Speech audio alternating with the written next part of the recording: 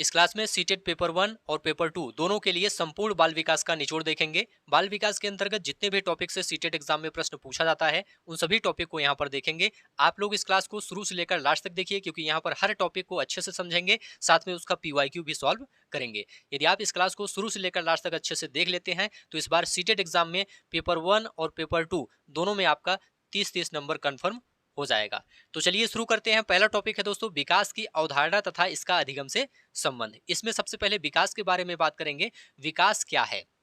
देखिए दोस्तों, विकास मनुष्य में गर्भाधान से लेकर मृत्यु तक निरंतर चलने वाली एक गुणात्मक, ध्यान रखिएगा, एक गुणात्मक और परिमाणात्मक परिवर्तनों की क्रमिक श्रृंखला है। मतलब विकास बराबर आप कह सकते हैं गर्भाधान से लेकर कब्र तक का समय।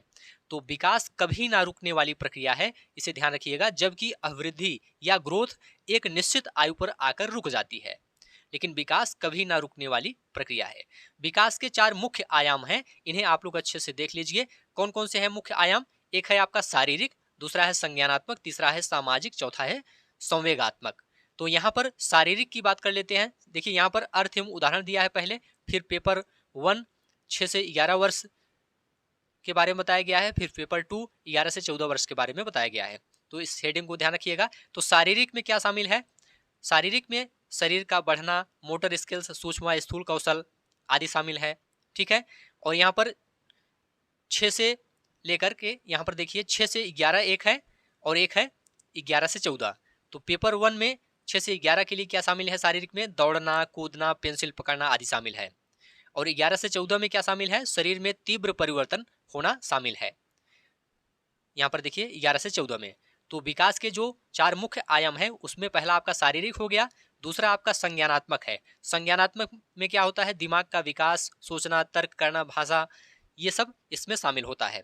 और मूर्त वस्तुओं को देखकर सोचना, ये 6 से 11 वर्ष की उम्र में शामिल होता है। और 11 से 14 के लिए अमूर्त चिंतन व जटिल तर्क इसमें शामिल होता है। सामाजिक में समाज के नियमों, रीति रिवाजों और रिश्तों को समझना शामिल है। ये सब विकास के अंतर्गत हैं, तो इसे आप लोग अच्छे समझ लीजिए। 6 से 11 वर्ष में जो बच्चे होते हैं उसमें परिवार व प्राथमिक विद्यालयों के दोस्त शामिल होते हैं सामाजिक के अंतर्गत। और 11 से 14 वर्ष के जो बच्चे होते हैं उसमें पीयर ग्रुप का अत्यधिक प्रभाव होता है, पहचान की खोज उसमें शामिल है। संवेगात्मक में आप देखेंगे भावनाओं और संवेगों पर नियंत्रण रखना इसमें शामिल है। छोटी छोटी बातों पर गुस्सा या खुशी व्यक्त करना, ये 6 से 11 वर्ष के बच्चों में होता है संवेगात्मक में। और संवेगात्मक अस्थिरता व पहचान का द्वंद्व, ये 11 से 14 वर्ष की उम्र में होता है। तो ये सब संवेगात्मक के अंतर्गत शामिल है, इसे आप लोग ध्यान रखिएगा। यहाँ पर अभिवृद्धि बनाम विकास, ग्रोथ बनाम डेवलपमेंट की बात कर लेते हैं। यहाँ पर देखिए आधार, अभिवृद्धि, ग्रोथ एक तरफ है, दूसरी तरफ विकास या डेवलपमेंट है। तो यहाँ पर अच्छे समझ लीजिए। जैसे स्वरूप है, बाह्य स्वरूप में आप देखेंगे अभिवृद्धि में केवल शारीरिक परिवर्तन शामिल होता है ग्रोथ में, लेकिन डेवलपमेंट में आंतरिक व बाह्य दोनों शामिल होते हैं। ठीक है। मापन में जैसे अभिवृद्धि में जिसे मापा जा सके, जैसे ऊंचाई, वजन इसमें शामिल है मापन में। विकास में गुणात्मक व परिमाणात्मक दोनों शामिल होता है, उदाहरण के लिए कार्यकुशलता, बुद्धि। इसी तरह से यहाँ पर देखिए परिपक्वता पर रुक जाती है सीमा में, आप देखेंगे ग्रोथ जो है ये परिपक्वता आने पर क्या होती है? रुक जाती है, लेकिन विकास जीवन भर निरंतर चलता रहता है। और ग्रोथ जो है ये विकास का एक छोटा हिस्सा माना जाता है, लेकिन विकास जो है ये एक व्यापक संप्रत्यय है। तो विकास और अधिगम का संबंध यहाँ पर समझते हैं।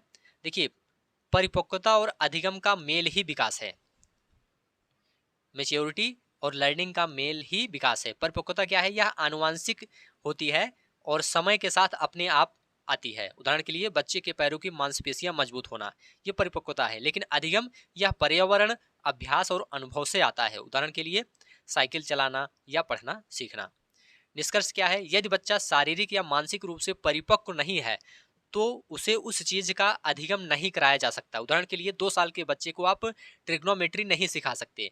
तो यहाँ पर निष्कर्ष आपको ध्यान रखना है, यदि बच्चा शारीरिक व मानसिक रूप से परिपक्व, मेच्योर नहीं है तो उसे उस चीज का अधिगम नहीं कराया जा सकता है।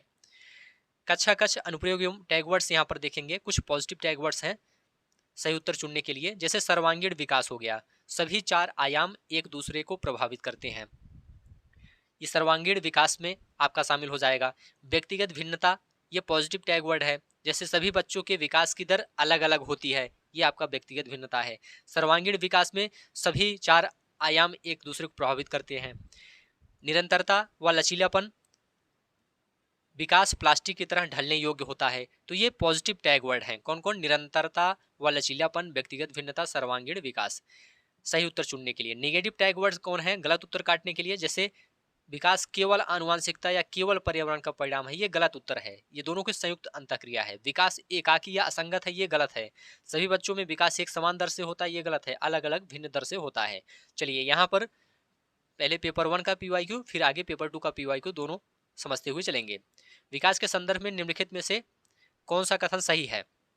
विकास केवल बाल्यावस्था के दौरान होता है, गलत हो जाएगा। विकास बहुआयामी होता है और सभी आयाम एक दूसरे से जुड़े हैं। विकास की दर दुनिया के सभी बच्चों में बिल्कुल एक समान होती है, गलत हो जाएगा। तो यहाँ पर बी ऑप्शन, विकास बहुआयामी होता है और सभी आयाम एक दूसरे से जुड़े होते हैं। ठीक है, विकास बहुआयामी होता है और सभी आयाम आपस में अंतर संबंधित होते हैं। पेपर 2 के लिए पीवाईक्यू यहाँ पर देखिए, उच्च प्राथमिक स्तर के किशोरों में होने वाले संज्ञानात्मक विकास की मुख्य विशेषता क्या है जो उन्हें प्राथमिक स्तर के बच्चों से अलग बनाती है?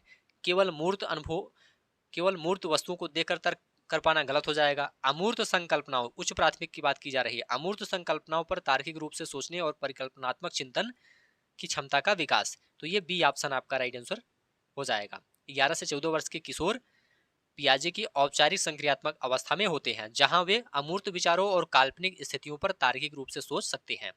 चलिए दूसरा टॉपिक है दोस्तों, बालकों के विकास के सिद्धांत। सभी टॉपिक को आप लोग अच्छे से समझते हुए चलिए और उसका पीवाईक्यू भी देखते हुए चलिए। विकास के मुख्य सिद्धांत यहाँ पर हैं।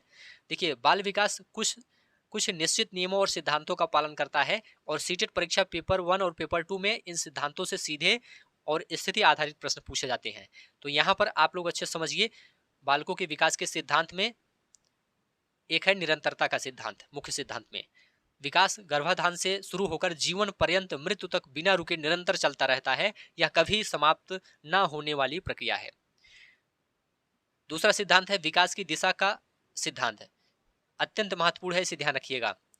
परीक्षा में दिशा से जुड़े 2 विशिष्ट तकनीकी शब्द पूछे जाते हैं, एक है मस्तकाधोमुखी या शीर्षगामी सिद्धांत, दूसरा है समीप दूराभिमुख सिद्धांत। तो मस्तकाधोमुखी सिद्धांत जो है, इसमें विकास सिर से पैर की ओर होता है। उदाहरण के लिए शिशु सबसे पहले अपने सिर और गर्दन पर नियंत्रण पाता है, फिर धड़ पर और अंत में पैरों पर खड़ा होना सीखता है। और दूसरा है दोस्तों समीप दूराभिमुख सिद्धांत, इसमें विकास केंद्र से बाहर की ओर होता है, इसे ध्यान रखिएगा। उदाहरण के लिए बच्चा पहले अपनी छाती या रीढ़ की हड्डी पर नियंत्रण पाता है, फिर भुजाओं पर और अंत में उंगलियों से सूक्ष्म काम करता है। दोनों ध्यान रखिएगा। तीसरा सिद्धांत है व्यक्तिगत भिन्नता का सिद्धांत। हालांकि विकास का क्रम सभी बच्चों के लिए समान होता है, लेकिन विकास की दर प्रत्येक बच्चे में अलग अलग होती है, इसे ध्यान रखिएगा। मोस्ट इंपॉर्टेंट पॉइंट है। कोई बच्चा 11 महीने में चलना सीखता है तो कोई 15 महीने में, तो यह स्वाभाविक प्रक्रिया है, मतलब दर अलग अलग है। सामान्य से विशिष्ट प्रक्रियाओं का सिद्धांत। देखिए दोस्तों, बच्चा पहले सामान्य गति करता है, फिर विशिष्ट गति करता है। उदाहरण के लिए शिशु पहले वस्तु को पकड़ने के लिए पूरा शरीर या हाथ फैलाता है, ये सामान्य प्रक्रिया है। बाद में केवल उंगलियों का उपयोग करता है, ये विशिष्ट है। तो बच्चा पहले सामान्य गति करता है, फिर विशिष्ट गति करता है। अंतर संबंध का सिद्धांत देखिए, विकास के सभी आयाम शारीरिक, संज्ञानात्मक, सामाजिक और संवेगात्मक एक दूसरे से गहराई से जुड़े होते हैं। यदि एक आयाम प्रभावित होता है तो बाकी भी प्रभावित होते हैं। शारीरिक, संज्ञानात्मक, सामाजिक और संवेगात्मक एक दूसरे से जुड़े हैं। वर्तुलाकार बनाम रेखीय सिद्धांत में देखिए, विकास कभी भी एक सीधी रेखा में नहीं होता है, ध्यान रखिएगा, यह वर्तुलाकार होता है। विकास आगे बढ़ता है, फिर पीछे लौटकर मजबूत होता है और फिर आगे बढ़ता है, तो ये वर्तुलाकार होता है। पूर्वानुमान का सिद्धांत है, हम बच्चे की वर्तमान गतिविधियों को देखकर उसके भविष्य के विकास की दिशा का पूर्वानुमान लगा सकते हैं। पेपर 1 और पेपर 2 में तुलनात्मक दृष्टिकोण यहाँ पर दिया गया है। यहाँ पर सिद्धांत या पहलू है और प्राथमिक स्तर के लिए यहाँ पर दिया गया है दृष्टिकोण और उच्च प्राथमिक स्तर के लिए दिया गया है। जैसे स्थूल बनाम सूक्ष्म गत्यात्मक कौशल, इसके अंतर्गत प्राथमिक स्तर में क्या होता है, पेंसिल पकड़ना, बटन लगाना, फाइन मोटर स्किल्स का विकास इस अवस्था में होता है। और उच्च प्राथमिक स्तर के अंतर्गत देखेंगे खेलकूद, एथलेटिक्स और शारीरिक समन्वय में परिपक्वता आती है, स्थूल बनाम सूक्ष्म गत्यात्मक कौशल के अंतर्गत। इसके बाद यहाँ पर देखिए, विकास की गति में प्राथमिक स्तर पर पूर्व बाल्यावस्था की तुलना में उत्तर बाल्यावस्था में शारीरिक वृद्धि की गति थोड़ी धीमी और स्थिर हो जाती है। और उच्च प्राथमिक स्तर में देखेंगे किशोरावस्था के आगमन पर अचानक तीव्र शारीरिक और हार्मोनल परिवर्तन होते हैं। सामाजिक संवेगात्मक सिद्धांत में देखेंगे प्राथमिक स्तर पर बच्चा परिवार और प्राथमिक विद्यालय के सिद्धांतों को अपनाता है, और उच्च प्राथमिक स्तर पर पीयर ग्रुप के प्रति निष्ठा और अपनी पहचान स्थापित करने का द्वंद्व होता है। चलिए यहाँ पर कक्षा कक्ष अनुप्रयोग एवं टैग वर्ड्स देखेंगे, पॉजिटिव टैग वर्ड्स देखेंगे सही उत्तर चुनने के लिए। आप लोग अच्छे से देखते हुए चलिए। समान अनुक्रम या क्रम, पूरी दुनिया में बच्चों के विकास का क्रम एक जैसा होता है, विकास का क्रम यहाँ पर बताया जा रहा है, ये पॉजिटिव टैग वर्ड है, समान अनुक्रम। लचीलापन, विकास में सुधार और ढलाव संभव है।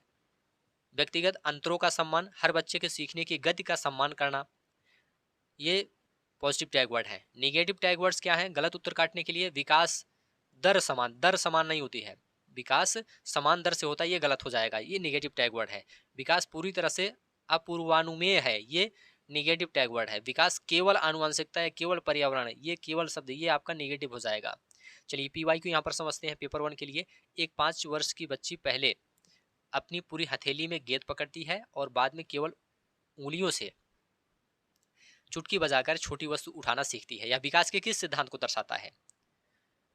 तो देखिए यह दोस्तों समीप दूराभिमुख सिद्धांत को दर्शाता है, क्योंकि पहले अपनी पूरी हथेली से गेंद पकड़ती है और बाद में केवल अंगुलियों से चुटकी बजाकर छोटी वस्तु उठाती है। तो यहाँ पर बी ऑप्शन, जब शरीर के केंद्र या मध्य भाग से नियंत्रण शुरू होकर उंगलियों तक पहुंचता है, बाहरी छोर तक, तो यह समीप दूराभिमुख या सामान्य से विशिष्ट का सिद्धांत कहलाता है। तो यहाँ पर बी ऑप्शन आपका राइट आंसर हो जाएगा। अगला प्रश्न आपके सामने है अपर प्राइमरी स्तर का। विकास के सिद्धांतों के संदर्भ में निम्नलिखित में से कौन सा कथन सत्य है? विकास एक सीधी रेखा में होता है और सभी व्यक्तियों की इसकी दर बिल्कुल दर एक समान नहीं होती है, ध्यान रखिएगा। विकास का क्रम सभी संस्कृतियों के बच्चों के लिए एक समान होता है, परंतु विकास की दर में व्यक्तिगत भिन्नताएं होती हैं। तो बिल्कुल राइट आंसर हो जाएगा बी ऑप्शन। विकास का पैटर्न या अनुक्रम वैश्विक रूप से सभी बच्चों के लिए एक समान होता है, लेकिन व्यक्तिगत भिन्नता के कारण प्रत्येक बच्चे के विकास की गति अलग अलग होती है।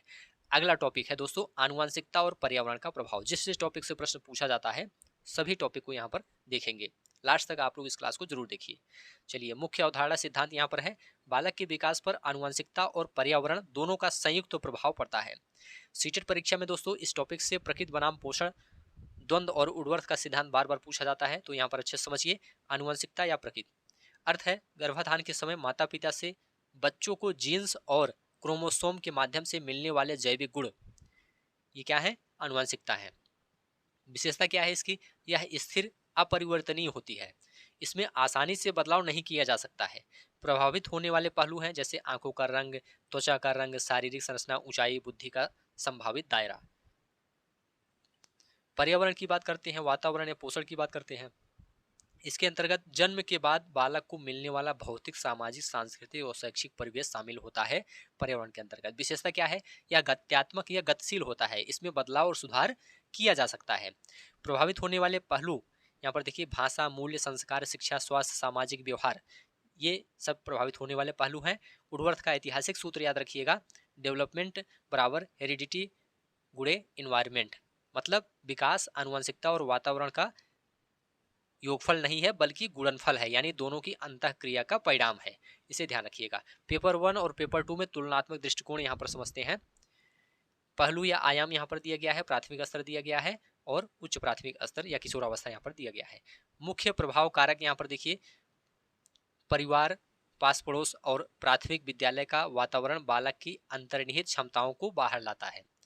और किशोरावस्था में समवयस्क समूह, मीडिया, सामाजिक सांस्कृतिक माहौल और स्कूल का माहौल किशोर की पहचान तय करता है। आनुवंशिकता में, आनुवंशिकता का प्रकटीकरण में शारीरिक बनावट, ऊंचाई और मोटर स्किल्स का विकास स्पष्ट दिखाई देता है प्राथमिक स्तर पर। उच्च प्राथमिक स्तर पर आनुवंशिक क्षमता और परिवेशी अवसरों के मेल से जटिल बौद्धिक व एथलेटिक क्षमताएं विकसित होती हैं।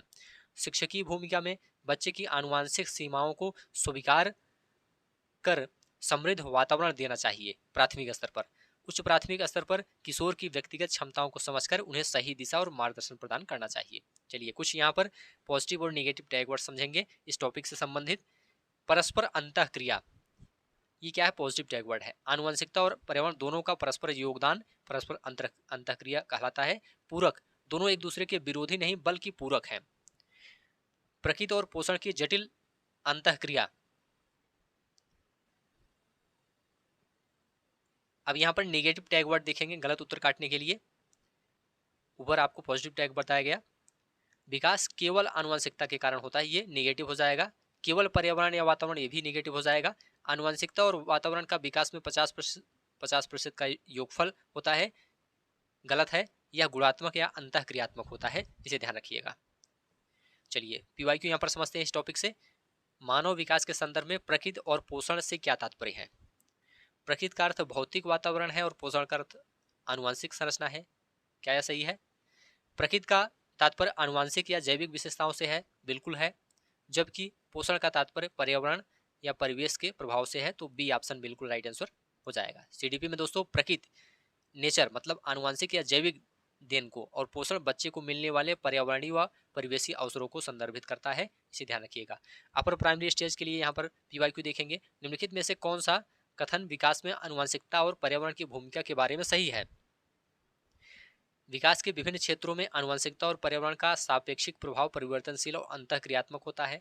पर्यावरण केवल बच्चे के शारीरिक विकास को प्रभावित करते, गलत हो जाएगा। बच्चे के विकास में आनुवंशिकता का योगदान 80%, पर्यावरण का 20%, ये भी गलत हो जाएगा। आनुवंशिकता को बदला जा सकता है, ये भी गलत हो जाएगा। तो यहाँ पर पहला ऑप्शन, विकास के विभिन्न क्षेत्रों में आनुवंशिकता और पर्यावरण का सापेक्षिक प्रभाव परिवर्तनशील और अंतःक्रियात्मक होता है, पहला ऑप्शन राइट आंसर हो जाएगा। ठीक है, अगला टॉपिक है सामाजिकरण की प्रक्रियाएं। सामाजिकरण यह निरंतर चलने वाली प्रक्रिया है जिसके द्वारा कोई बालक अपने समाज के मूल्यों, रीति रिवाजों, विश्वासों, मानदंडों और संस्कृतियों को सीखता है तथा समाज का एक सक्रिय सदस्य बनता है। सीटेट परीक्षा में दोस्तों प्राथमिक और द्वितीयक अभिकर्ताओं से प्रश्न पूछा जाता है। तो यहाँ पर सामाजिकरण के अभिकर्ता आप लोग देख लीजिए। प्राथमिक अभिकर्ता में परिवार, माता पिता, निकट संबंधी शामिल होते हैं। द्वितीयक अभिकर्ता में विद्यालय, मीडिया, धर्म, पुस्तकालय शामिल है। दोनों ध्यान रखिएगा। प्राथमिक सामाजिकरण की बात करते हैं, यह जीवन के शुरुआती वर्षों में होता है, शैशवावस्था व पूर्व बाल्यावस्था में। मुख्य अभिकर्ता की बात करते हैं तो परिवार, फैमिली और माता पिता हैं, पेरेंट्स हैं प्राथमिक सामाजिकरण के मुख्य अभिकर्ता। भूमिका, यहाँ बच्चा अपनी पहचान, मूल भाषा, संवेग और बुनियादी सामाजिक आचरण सीखता है। द्वितीयक या गौड़ सामाजिकरण में यह तब शुरू होता है जब बच्चा घर के बाहर की दुनिया में कदम रखता है, उत्तर बाल्यावस्था व किशोरावस्था के दौरान। मुख्य अभिकर्ता विद्यालय होता है, मीडिया, समवयस्क समूह, धार्मिक संस्थान और पुस्तकालय इसमें शामिल है। भूमिका क्या है? यहाँ बच्चा औपचारिक नियम, अनुशासन, सहयोग और सामाजिक भूमिकाएं सीखता है। पेपर 1 और पेपर 2 में तुलनात्मक दृष्टिकोण यहाँ पर देखेंगे। प्राथमिक स्तर में भी देखेंगे और जूनियर स्तर में भी देखेंगे, मतलब उच्च प्राथमिक स्तर में भी देखेंगे। दोनों आप समझते हुए चलिए। मुख्य प्रभाव केंद्र, यहाँ पर देखिए प्राथमिक स्तर पर परिवार और विद्यालय, बच्चा शिक्षक और माता पिता के निर्देशों को आदर्श मानता है प्राथमिक स्तर पर। समवयस्क समूह और मीडिया किशोरावस्था में देखेंगे। किशोरावस्था में दोस्तों का प्रभाव माता पिता से अधिक हो जाता है। और सामाजिक स्वरूप में आज्ञाकारिता, सहयोग और साथियों के साथ साझा करना शामिल होता है प्राथमिक स्तर पर। उच्च प्राथमिक स्तर पर सामाजिक स्वरूप में अपनी पहचान की खोज, सामाजिक मुद्दों पर अपने विचार बनाना, ये सब शामिल होता है। मीडिया का प्रभाव में देखेंगे, कार्टून, बच्चों के शो और कहानियां, ये प्राथमिक स्तर पर शामिल होते हैं। सोशल मीडिया, इंटरनेट, फिल्में और वैश्विक रुझान, ये उच्च प्राथमिक स्तर पर शामिल होते हैं। चलिए यहाँ पर कुछ टैग वर्ड देखेंगे इस टॉपिक से संबंधित। परिवार जो है दोस्तों ये प्राथमिक अभिकर्ता है, विद्यालय द्वितीयक या गौड़ अभिकर्ता है, ध्यान रखिएगा। सक्रिय सहभागी, बच्चा सामाजिकरण की प्रक्रिया में केवल निष्क्रिय प्राप्तकर्ता नहीं बल्कि सक्रिय भूमिका निभाता है, तो सक्रिय सहभागी ये क्या है? पॉजिटिव टैग वर्ड है। सहयोगात्मक अधिगम, दोस्तों के साथ मिलकर सीखना, ये सहयोगात्मक अधिगम के अंतर्गत आता है, पॉजिटिव टैग वर्ड है। नेगेटिव की बात करते हैं, विद्यालय को प्राथमिक अभिकर्ता बताना, ये गलत है। विद्यालय कभी भी प्राथमिक नहीं हो सकता। बच्चा सामाजिकरण की प्रक्रिया में निष्क्रिय रहता है, ये गलत है। निष्क्रिय नहीं रहता है, सक्रिय रहता है। सामाजिकरण केवल दंड और पुरस्कार से होता है, ये नेगेटिव टैग वर्ड है। चलिए यहाँ पर पीवाईक्यू समझते हैं पहले प्राइमरी स्तर का। निम्नलिखित में से कौन सा बालक के सामाजिकरण का प्राथमिक अभिकर्ता है? तो प्राथमिक अभिकर्ता आपको क्या बताया गया था? परिवार। तो यहाँ पर परिवार आपका राइट आंसर हो जाएगा। परिवार बालक के जीवन का सबसे पहला सामाजिक वातावरण है जहाँ वह अपनी पहचान और बुनियादी व्यवहार सीखता है, इसलिए परिवार की ही प्राथमिक अभिकर्ता है। उच्च प्राथमिक स्तर में इस टॉपिक से प्रश्न है, किशोरावस्था के दौरान सामाजिकरण के संदर्भ में निम्नलिखित में से कौन सा कथन सत्य है? इस अवस्था में समवयस्क समूह का प्रभाव घट जाता है, ये गलत है। मीडिया और डिजिटल प्लेटफॉर्म सामाजिकरण के महत्वपूर्ण द्वितीयक अभिकर्ता के रूप में उभरते हैं तथा समवयस्क समूह का प्रभाव अत्यधिक प्रबल हो जाता है, तो बी ऑप्शन बिल्कुल राइट आंसर हो जाएगा। ठीक है, अगला टॉपिक है दोस्तों पियाजे, कोहलबर, वाइगोत्स्की। यह दोस्तों पूरा सीटेट परीक्षा का सबसे महत्वपूर्ण टॉपिक है। यहाँ से प्रश्न निश्चित रूप से पूछे जाते हैं। तो जीन पियाजे का संज्ञानात्मक विकास का सिद्धांत यहाँ पर देखिए। जीन पियाजे स्विट्जरलैंड के मनोवैज्ञानिक थे। वे रेडिकल निर्मितवादी थे। उनका मानना था कि बच्चा नन्हा वैज्ञानिक है जो पर्यावरण के साथ सक्रिय रूप से खोजबीन करके ज्ञान का निर्माण खुद करता है। इनकी मुख्य अवधारणाएं हैं यहाँ पर स्कीमा, बहुत पूछा जाता है। मस्तिष्क में सूचनाओं के संगठित पैकेट या ज्ञान के मानसिक ढांचे को स्कीमा इन्होंने बताया है। अनुकूलन, अनुकूलन इसमें आत्मसातीकरण, नए ज्ञान को बिना किसी बदलाव के पुराने स्कीमा में जोड़ना आत्मसातीकरण कहलाता है। समायोजन, पुरानी अवधारणा में बदलाव करना या नया स्कीमा बनाना जब पुरानी जानकारी काम न करे तो समायोजन कहलाता है। साम्य धारण या संतुलन, आत्मसातीकरण और समायोजन के बीच संतुलन बनाने की प्रक्रिया को साम्य धारण या संतुलन कहते हैं। संज्ञानात्मक विकास की 4 क्रमिक अवस्थाएं यहाँ पर हैं, ध्यान से देख लीजिए। संवेदीगामक अवस्था है, इसका समय जन्म से 2 वर्ष है। इंद्रियों के माध्यम से सीखना इसमें शामिल है। वस्तु अस्थायित्व, आंखों से ओझल होने पर भी वस्तु का अस्तित्व बना रहता है। तो वस्तु अस्थायित्व का गुण किससे संबंधित है? संवेदीगामक अवस्था से। बहुत ही ज्यादा एग्जाम में पूछा जाता है। दूसरा है दोस्तों पूर्व संक्रियात्मक अवस्था, 2 से 7 वर्ष के लिए। प्रतीकात्मक चिंतन इसमें शामिल है, शब्दों व संकेतों को समझना इसमें शामिल है। अहम केंद्रिता, अहम केंद्रितता जैसे गुण इसमें शामिल है। बच्चा सोचता है कि जैसा वह देखता है पूरी दुनिया वैसी ही सोचती है। जीववाद, निर्जीव वस्तुओं को सजीव समझना। संरक्षण का अभाव व अप्रतिवर्तीयता, मतलब पानी की मात्रा को बर्तन बदलने पर कम ज्यादा समझना, उल्टा सोचना ना आना। तो ये सब गुण किसके हैं? ये सब पूर्व संक्रियात्मक अवस्था के अंतर्गत आते हैं। तीसरा है मूर्त संक्रियात्मक अवस्था, इसका समय 7 से 11 वर्ष है। इसमें संरक्षण, वर्गीकरण और क्रमीकरण आ जाता है। मूर्त तर्क शक्ति आ जाती है, जो चीजें आंखों के सामने हैं उन पर तार्किक चिंतन बच्चा शुरू कर देता है। औपचारिक संक्रियात्मक अवस्था में देखेंगे 11 वर्ष से अधिक के लिए अमूर्त चिंतन करने लगता है। परिकल्पनात्मक निगमनात्मक तर्क विकसित हो जाता है इस अवस्था में। तो चारों अवस्थाएं ध्यान रखिएगा। ले वाइगोस्की का सामाजिक सांस्कृतिक सिद्धांत, वाइगोस्की रूस के मनोवैज्ञानिक थे। ये सामाजिक निर्मितवादी थे। इनका मानना था कि संज्ञानात्मक विकास समाज, संस्कृति और भाषा के माध्यम से होता है। मुख्य 3 स्तंभ हैं, एक है सामाजिक अंतःक्रिया, दूसरा है संस्कृति, तीसरा है भाषा। तो इनकी मुख्य अवधारणाएं यहाँ पर समझते हैं। जेडपीडी एग्जाम में बहुत पूछा जाता है, जोन ऑफ प्रॉक्सिमल डेवलपमेंट, समीपस्थ विकास का क्षेत्र। बिना सहायता के स्वयं कर सकने वाले कार्य और कुशल मार्गदर्शन की सहायता के लिए किए जाने वाले कार्य के बीच का अंतर है जेडपीडी या समीपस्थ विकास का क्षेत्र। पाण या ढांचा या इसके फोल्डिंग बहुत ज्यादा एग्जाम में पूछा जाता है। वयस्क या शिक्षक द्वारा दी जाने वाली अस्थायी सहायता, जैसे संकेत देना, आधा सवाल हल करना, हिंट देना, ये क्या है? पाण, ढांचा या इसके फोल्डिंग कहलाता है। मोर नॉलेजेबल अदर, MKO, वह व्यक्ति जिसे सीखने वाले से अधिक ज्ञान हो, जैसे शिक्षक हो गया, साथी हो गया, माता पिता, यहाँ तक कि कंप्यूटर। तो MKO के अंतर्गत ये सब आते हैं। निजी भाषा या स्वभाषण, बच्चा खुद को निर्देश देने के लिए अपने आप से जोर जोर से बातें करता है। पियाजे इसे अहम केंद्रित भाषा कहते हैं, जबकि वाइगोस्की इसे संज्ञानात्मक विकास के लिए अत्यंत महत्वपूर्ण मानते हैं। लॉरेंस कोहलवर्ग का नैतिक विकास का सिद्धांत यहाँ पर देखेंगे। कोहलवर्ग ने नैतिक दुविधाओं जैसे हेंज की दुविधा पर बच्चों के उत्तरों का अध्ययन करके नैतिक तर्कना के 3 स्तर और 6 चरण बताए हैं। कोहलवर्ग के नैतिक विकास के 3 स्तर हैं। पहला है पूर्व पारंपरिक स्तर, इसका समय 4 से 10 वर्ष है। दूसरा है पारंपरिक स्तर, इसका समय 10 से 13 वर्ष है। तीसरा है उत्तर पारंपरिक स्तर, इसका समय 13 वर्ष से अधिक है। यहाँ पर आप लोग देखिए, जो पहला स्तर है पूर्व पारंपरिक स्तर, इसमें दंड व आज्ञाकारिता और यांत्रिक सापेक्षता शामिल है। और इसी तरह से अगला जो स्तर है पारंपरिक स्तर, इसमें अच्छा लड़का, अच्छी लड़की और कानून और व्यवस्था इसमें शामिल है। इसके बाद उत्तर पारंपरिक स्तर में सामाजिक अनुबंध शामिल है और सार्वभौमिक नैतिक सिद्धांत शामिल है। यहाँ पर नीचे अच्छे से लिखा गया है, इसको फिर से समझ लीजिए। पूर्व पारंपरिक स्तर, इसका समय 4 से 10 वर्ष है। चरण 1 दंड एवं आज्ञाकारिता है, मतलब दंड से बचने के लिए नियम मानना, जिसे दंड एवं आज्ञाकारिता कहा जाता है। चरण 2 में यांत्रिक सापेक्षता या जैसे को तैसा, तुमने मेरी पेंसिल तोड़ी मैं तुम्हारी तोड़ूंगा। तो ये सब पूर्व पारंपरिक स्तर के गुण हैं या लक्षण है। पारंपरिक स्तर, इसका समय 10 से 13 वर्ष होता है। इसमें अच्छा लड़का, अच्छी लड़की अभिविन्यास शामिल है, मतलब दूसरों की नजर में अच्छा बनने और प्रशंसा पाने के लिए नियम मानना। और कानून और व्यवस्था, समाज में व्यवस्था बनाए रखने के लिए नियमों का सख्ती से पालन करना इसमें शामिल है। पारंपरिक स्तर में 10 से 13 वर्ष होता है। उत्तर पारंपरिक स्तर में आप देखेंगे 13 वर्ष से अधिक में सामाजिक अनुबंध मतलब समाज के कल्याण के लिए नियमों में बदलाव किया जा सकता है। सार्वभौमिक नैतिक सिद्धांत अपनी अंतरात्मा और मानवाधिकारों के लिए खुद के बनाए नैतिकता के नियमों पर चलना, उदाहरण के लिए महात्मा गांधी, भगत सिंह।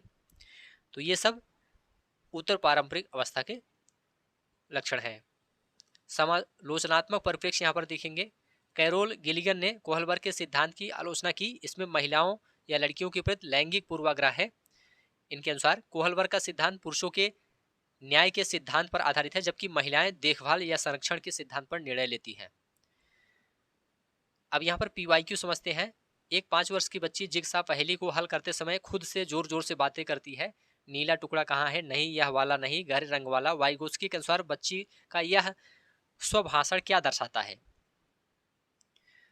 तो देखिए दोस्तों, यहाँ पर यह निजी भाषा, प्राइवेट स्पीच है, जिसका उपयोग वह अपने सोच और व्यवहार को निर्देशित करने के लिए कर रही है। तो बी ऑप्शन आपका राइट आंसर हो जाएगा। वाइगोस्की के अनुसार जब बच्चा खुद से बातें करता है तो इसे निजी भाषा कहते हैं, जो अपने कार्यों को स्वनियमित या निर्देशित करने का साधन है। उच्च प्राथमिक स्तर के लिए प्रश्न यहाँ पर है। निम्नलिखित में से कौन सी स्थिति जीन पियाजे के अमूर्त संक्रियात्मक अवस्था और लॉरेंस कोहलबर्ग के उत्तर पारंपरिक स्तर के संयोजन को दर्शाती है? तो यहाँ पर विकल्प देख लीजिए। एक बच्चा जो दंड के डर से स्कूल का काम समय पर पूरा करता है। एक 13 वर्ष का किशोर जो समाज के अप्रचलित कानूनों पर सवाल उठाता है और मानव अधिकारों व न्याय के सार्वभौमिक सिद्धांतों के आधार पर नैतिक निर्णय लेता है। तो यहाँ पर बी ऑप्शन आपका राइट आंसर हो जाएगा। 13 वर्ष से अधिक किशोर पियाजे की अमूर्त अवस्था में अमूर्त चिंतन कर सकता है और कोहलबर्ग के उत्तर पारंपरिक स्तर पर सार्वभौमिक मानवाधिकारों के लिए सामाजिक नियमों की समीक्षा कर सकता है। अगला टॉपिक है बाल केंद्रित और प्रगतिशील शिक्षा। मुख्य अवधारणा यहाँ पर है। पारंपरिक शिक्षा जहां शिक्षा रटने और अनुशासन पर आधारित थी, वहीं बाल केंद्रित और प्रगतिशील शिक्षा बच्चे की रुचियों, आवश्यकताओं, अनुभव और सक्रिय सहभागिता को केंद्र में रखती है। बाल केंद्रित शिक्षा में आप देखेंगे इसके जनक या विचारक रूसो हैं और गीजूभाई वधेका हैं। भारत में बाल केंद्रित शिक्षा के जनक हैं। मुख्य बिंदु की बात करते हैं। प्रत्येक बच्चा अपने आप में अद्वितीय है और उसके पास सीखने की प्राकृतिक क्षमता होती है। शिक्षण की योजना बच्चे की आयु, रुचि, क्षमता और अधिगम शैली के अनुसार बनाई जानी चाहिए और शिक्षक की भूमिका एक तानाशाह या ज्ञानदाता की नहीं, बल्कि एक सुगमकर्ता या सुविधादाता की होती है। प्रगतिशील शिक्षा, इसके जनक जॉन डीवी हैं, अमेरिका के व्यवहारिकवादी दार्शनिक हैं। मुख्य बिंदु क्या है प्रगतिशील शिक्षा के संदर्भ में? करके सीखना, मतलब ज्ञान हस्तपरक गतिविधियों और अनुभव से बनता है। शिक्षा जीवन की तैयारी नहीं, शिक्षा स्वयं ही जीवन है। स्कूल को समाज का छोटा रूप होना चाहिए। समस्या समाधान और समालोचनात्मक चिंतन में आप देखेंगे रटने के बजाय तर्क करने और विश्लेषण करने पर जोर दिया जाता है। सहयोगात्मक या लोकतांत्रिक वातावरण में कक्षा में बच्चों को सवाल पूछने, विचार व्यक्त करने और समूह में काम करने की स्वतंत्रता दी जाती है। जॉन डीवी का त्रिध्रुवीय मॉडल। जॉन डीवी के अनुसार शिक्षा एक त्रिध्रुवीय प्रक्रिया है। इसमें 3 ध्रुव होते हैं, शिक्षार्थी, शिक्षक और पाठ्यक्रम या समाज। तो यहाँ पर तुलनात्मक दृष्टिकोण दिया गया है प्राथमिक स्तर और उच्च प्राथमिक स्तर दोनों के लिए। गतिविधियों का स्वरूप यहाँ पर है, जैसे खेल खेल में सीखना प्राथमिक स्तर पर शामिल है। हस्तपरक गतिविधियाँ, खिलौनों व चित्रों द्वारा खोजबीन, ये सब प्राथमिक स्तर में है।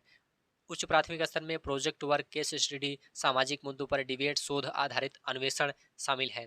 समस्या समाधान के स्तर में देखेंगे मूर्त समस्याओं और दैनिक जीवन के अनुभव से जुड़ी समस्याओं को हल करना इसमें शामिल है प्राथमिक स्तर पर। वास्तविक दुनिया की जटिल और अमूर्त समस्याओं का विश्लेषणात्मक व तार्किक समाधान खोजना उच्च प्राथमिक स्तर में शामिल है। कक्षा का वातावरण प्राथमिक स्तर पर लचकदार बैठने की व्यवस्था, बाल साहित्य व TLM से समृद्ध वातावरण होना चाहिए। उच्च प्राथमिक स्तर के लिए लोकतांत्रिक माहौल जहां किशोरों की स्वायत्तता और विचारों का सम्मान हो। चलिए यहाँ पर कुछ पॉजिटिव टैग वर्ड और नेगेटिव टैग वर्ड देखेंगे। सुविधादाता, सुगमकर्ता, ये क्या है? पॉजिटिव टैग वर्ड है। शिक्षक का काम क्या है? सीखने का माहौल तैयार करना। करके सीखना पॉजिटिव टैग वर्ड है। प्रत्यक्ष अनुभव और गतिविधियों से ज्ञान का निर्माण इसमें शामिल है। सक्रिय अन्वेषक पॉजिटिव टैग वर्ड है। बच्चा ज्ञान का सक्रिय निर्माता है। समालोचनात्मक चिंतन पॉजिटिव टैग वर्ड है। तर्क संगत विचार और विश्लेषण इसमें शामिल है। लचीला समय सारणी व बैठने की व्यवस्था पॉजिटिव टैग वर्ड है। नेगेटिव टैग वर्ड की बात करते हैं गलत उत्तर काटने के लिए। शिक्षक केंद्रित या पाठ्य पुस्तक केंद्रित, ये क्या है? नेगेटिव है, ये गलत ऑप्शन होता है। रट कर याद करना गलत है। कठोर अनुशासन गलत है। अंक या रैंक आधारित मूल्यांकन गलत है। ये सब नेगेटिव है। चलिए PYQ यहाँ पर देखते हैं प्राथमिक स्तर के लिए। एक प्रगतिशील कक्षा की मुख्य विशेषता निम्नलिखित में से कौन सी है? शिक्षक पूरी तरह से नियंत्रण रखता है, प्रगतिशील में ये गलत हो जाएगा। छात्र निष्क्रिय प्राप्त करता है, ये भी गलत हो जाएगा। बच्चों को विभिन्न प्रकार की हस्तपरक सामग्रियां दी जाती हैं, वे करके सीखने द्वारा सक्रिय रूप से ज्ञान का निर्माण करते हैं। तो सी ऑप्शन बिल्कुल राइट आंसर हो जाएगा। उच्च प्राथमिक स्तर के लिए जॉन डेवी के अनुसार प्रगतिशील शिक्षा में विद्यालय की भूमिका क्या होनी चाहिए? बालक में केवल भविष्य, केवल शब्द निगेटिव है। छात्रों को समाज के स्थापित नियमों को बिना किसी प्रश्न के, ये भी गलत हो जाएगा। कक्षा को समाज के एक छोटे रूप के रूप में विकसित करना जहां छात्र लोकतंत्र, सहयोगात्मक समस्या समाधान और समालोचनात्मक चिंतन का अनुभव करें, बिल्कुल राइट आंसर हो जाएगा। चलिए अगला टॉपिक है बुद्धि के निर्माण का समालोचनात्मक परिप्रेक्ष्य। मुख्य अवधारणा यहाँ पर देखेंगे। बुद्धि केवल एक सिंगल टेस्ट से मापा जाने वाला गुण या केवल अंकगणितीय योग्यता नहीं है, बल्कि यह पर्यावरण में समायोजन करने, सीखने, तर्क करने और अमूर्त विचारों को समझने की क्षमता का समुच्चय है। चलिए बुद्धि के प्रमुख पारंपरिक सिद्धांत यहाँ पर देखेंगे। एक कारक सिद्धांत अल्फ्रेड बिने ने दिया था, अल्फ्रेड बिने द्वारा प्रस्तुत है एक कारक सिद्धांत। इनके अनुसार बुद्धि एक ही अविभाज्य इकाई है। इसकी आधुनिक समय में आलोचना की जाती है, ध्यान रखिएगा। द्विकारक सिद्धांत चार्ल्स स्पीयरमैन ने प्रस्तुत किया था। इन्होंने बुद्धि के दो घटक बताए हैं, जी फैक्टर और एस फैक्टर। जी फैक्टर मतलब जनरल फैक्टर, सामान्य कारक। यह जन्मजात या आनुवांशिक होता है और सभी प्रकार के बौद्धिक कार्यों में समान रूप से काम आता है। यस फैक्टर या स्पेसिफिक फैक्टर में विशिष्ट कारक है, इसे कहा जाता है। यह अर्जित होता है और किसी विशेष क्षेत्र जैसे संगीत, गणित, खेल में निपुणता से संबंधित होता है। चलिए समूह कारक सिद्धांत लुई थर्स्टन ने दिया था इसे। इन्होंने बुद्धि को 7 प्राथमिक मानसिक क्षमताओं का समूह बताया है। बुद्धिलब्ध आईक्यू और इसका इतिहास यहाँ पर समझते हैं। मानसिक आयु, इसका संप्रत्यय 1905 में अल्फ्रेड बिने ने दिया था। आईक्यू या इंटेलिजेंट क्वेश्चन का सूत्र है। 1912 में विलियम स्टर्न ने सूत्र की रूपरेखा दी, जिसे 1916 में लुइस टर्मन ने 100 से गुणा करके पूरा किया था। तो आईक्यू बराबर मानसिक आयु बटा वास्तविक आयु गुणे 100 होता है, इसे ध्यान रखिएगा। ठीक है, यदि 10 वर्ष के बच्चे की मानसिक आयु 12 वर्ष है तो आईक्यू क्या हो जाएगी?